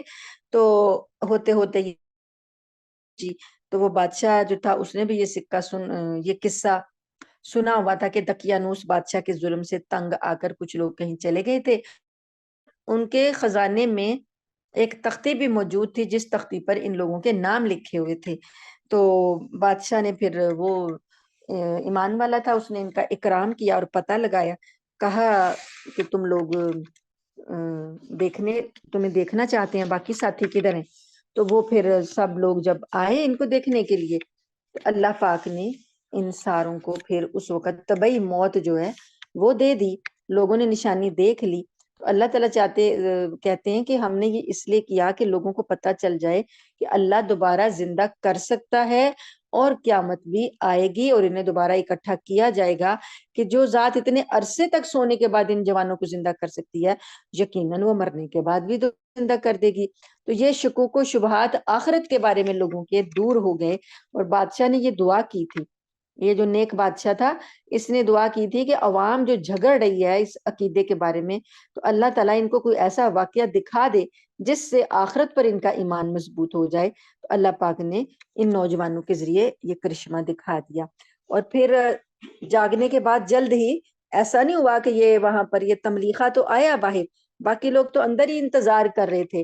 تو ایسا نہیں ہوا کہ یہ دوبارہ اپنے خاندانوں میں گئے ہوں، دوبارہ بسے ہوں، باتیں کی ہوں، قصے سنائے ہوں، ایسا کچھ نہیں ہوا. اللہ پاک نے جب ان کا راز کھل گیا، پھر اللہ پاک نے ان کو وفات دے دی. اور جو جب یہ فوت ہو گئے تو لوگوں نے کہا کہ اب یہاں پر ہم ایک نشانی مقرر کرتے ہیں. تو کافر کہ تاکہ نشانی رہے، کہ یہ یادگار رہے واقعہ، تو پھر جو حکومت والے تھے انہوں نے کہا کہ ہم یہاں پر ایک مسجد بنا دیتے ہیں. اور اللہ پاک نے مسجد کا ہی یہاں پر ذکر کیا ہے کہ ہم ایک نشانی انہوں نے بنائی. اور یہ روایات جو آتی ہیں کہ اب تحقیق کی گئی ہے تو کچھ آثار بھی ان کے ملے ہیں، اور وہ تختی بھی اب تک محفوظ ہے جن پر ان کے نام لکھے ہوئے ہیں. اب ان کی تعداد وغیرہ کے بارے میں کچھ نہیں اللہ نے بتایا. مقصد جو تھا بتانے کا کہ عقیدہ آخرت کا بتانا تھا، بس اتنی بات بتائی. سیقولون ثلاثۃ رابعہم کلبہم، کچھ لوگ کہیں گے کہ وہ 3 تھے اور چوتھا ان کا کتا تھا. ویقولون خمسۃ سادسہم کلبہم، اور وہ کچھ کہیں گے کہ 5 تھے اور چھٹا ان کا کتا تھا. رجما بالغیب، یہ تو تکے لگا رہے ہیں، تیر چلا رہے ہیں اندیکھے.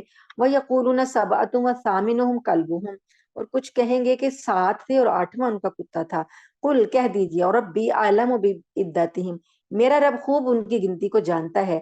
ما یعلمہم الا قلیل، اور تھوڑے لوگ ہی جانتے ہیں ان کے بارے میں. فلا تمار فیہم الا مراء ظاہرا، تو تم لوگ ان کے بارے میں زیادہ بحث نہ کرو.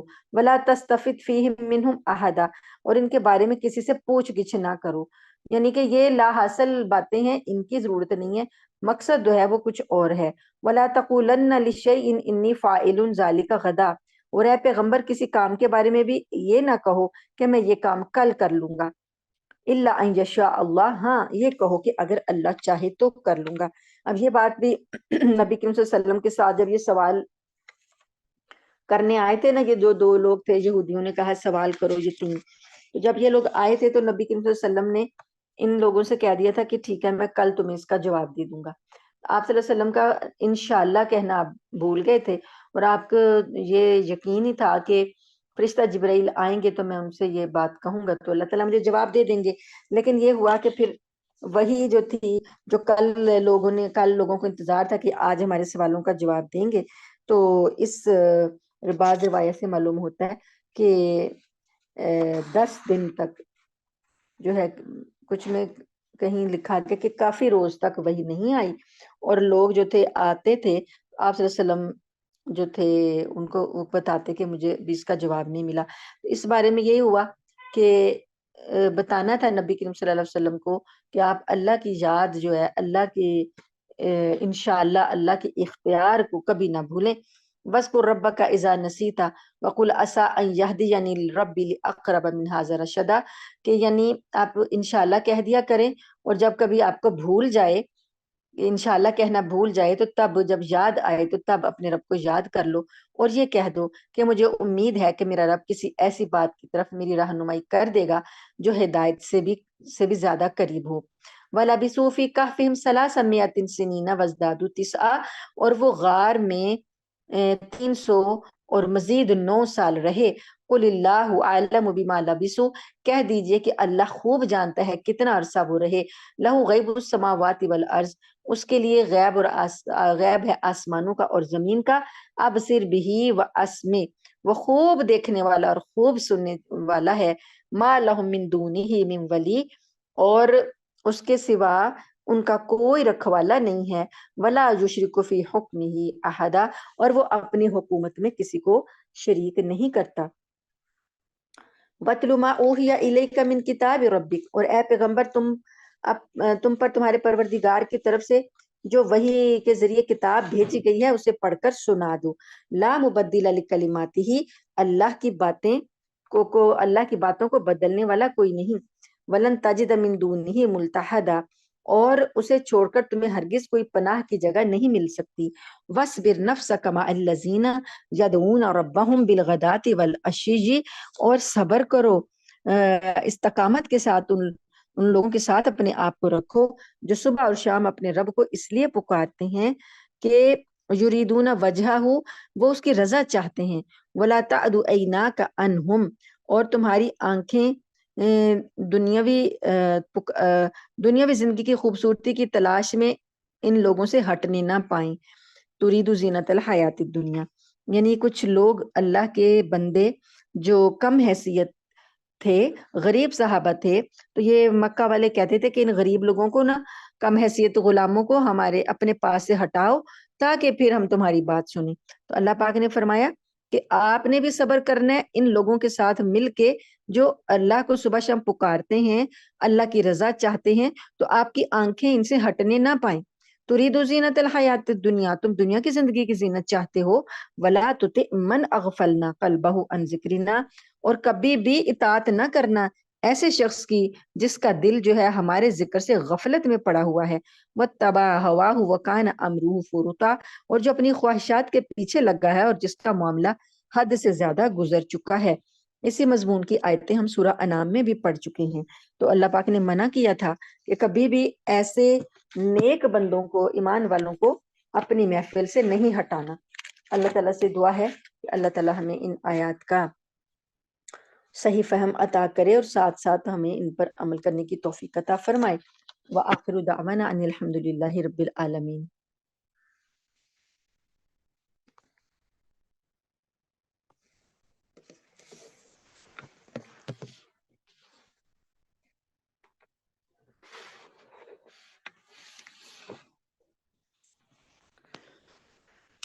دعا کر لیجیے. اللہم لک الحمد کلو ولک الشکر کلو والیک یرجع الامر کلو علانیتہ وسرہ اہل انت ان تعبد اہل انت ان تحمد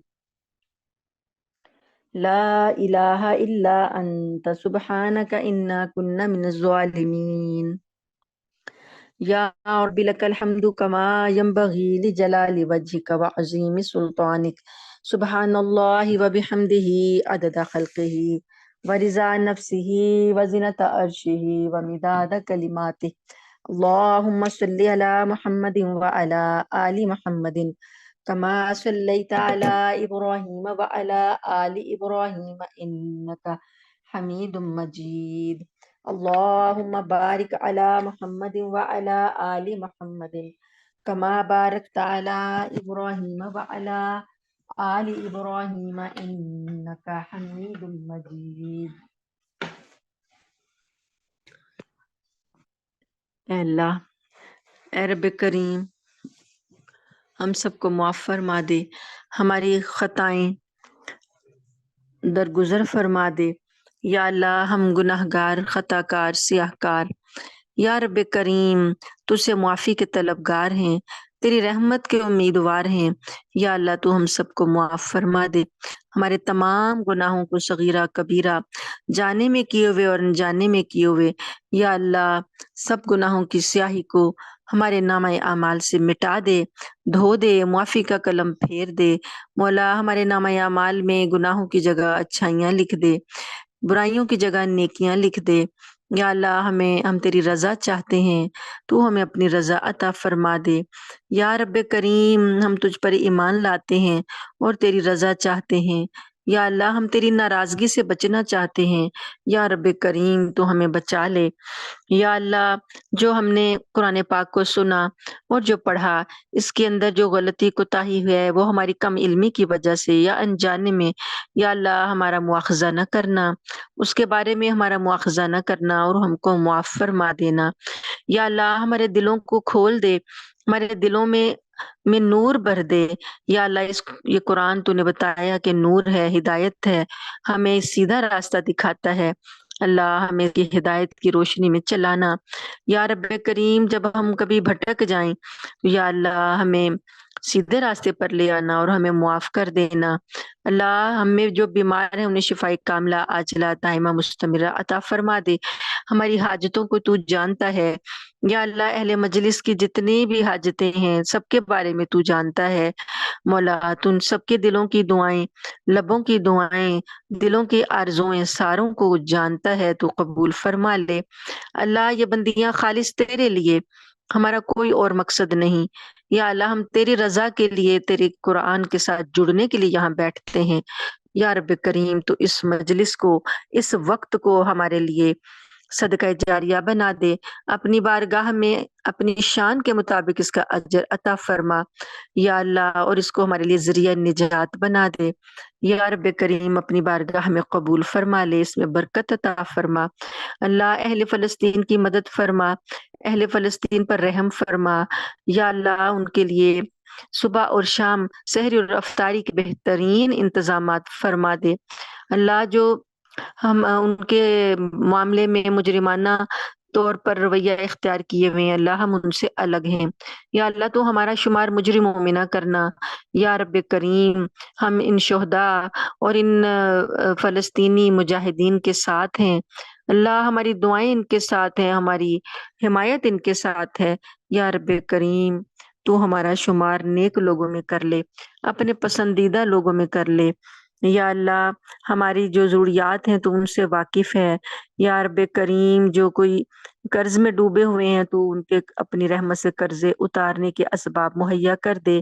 جو بے روزگار ہیں انہیں حلال، طیب اور برکتوں والا روزگار عطا فرما دے۔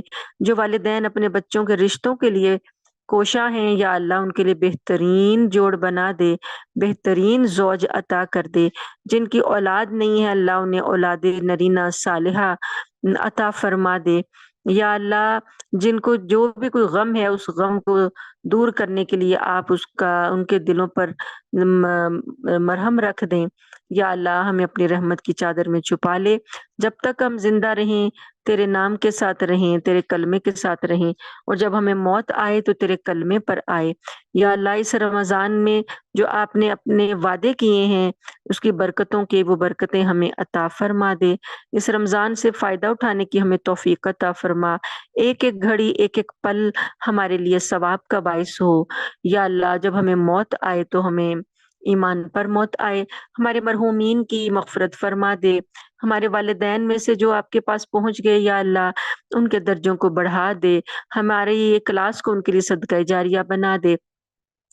یا اللہ جتنے بھی مومن مومنات مسلم مسلمات وفات پا کے آپ کے پاس پہنچ گئے، یا اللہ ان کے درجات کو بلند کر دے، اور جو زندہ ہیں ان سب کی مغفرت فرما دے، امت مسلمہ پر رحم فرما، اہل پاکستان پر رحم فرما، یا اللہ ہمیں ہمارے بچوں کو یا اللہ خوشحالی کا منہ دکھانے کے بعد تنگی نہ دکھانا، یا اللہ ان کو مایوس نہ کرنا، آج کی نسل بہت جلدی مایوس ہو جاتی ہے، یا رب کریم ان کو خوشحالی کا اسلام عطا فرما، اور ان کا جینا مرنا اسلام پر ہو، ان کو اپنے اور اپنے رسول صلی اللہ علیہ وآلہ وسلم کی محبت عطا فرما دے، دجالی فتنوں سے بچا لے، بروں کی برائی سے، حاسدوں کے حسد سے، یا اللہ شیطان کی برائی سے ان کو بچا کے ان ہم سب کی نسلوں کے ایمان کو بچا کے یا اللہ تیرے سپرد ہم کرتے ہیں، یا اللہ آپ ان کے محافظ ہیں، آپ ہی ان کے وارث ہیں، آپ ہی ان کو سنبھالنے والے ہیں۔ مولا کریم ہم سب کو جنت کے راستے پہ چلا اور آخر میں ہمیں جنت تک پہنچا دے۔ ربنا تقبل منا انك انت السميع العليم وتب علينا انك انت التواب الرحيم وصلى الله تعالى على خير خلقه واصحابه اجمعين برحمتك يا ارحم الراحمين سبحان ربك رب العزة عما يصفون وسلام على المرسلين والحمد لله رب العالمين آمین ثم آمین۔ جزاکم اللہ خیر۔ السلام علیکم ورحمۃ اللہ وبرکاتہ۔ سبحانک اللہم و بحمدک نشہد ان لا الہ الا انت نستغفرک و نتوب الیک۔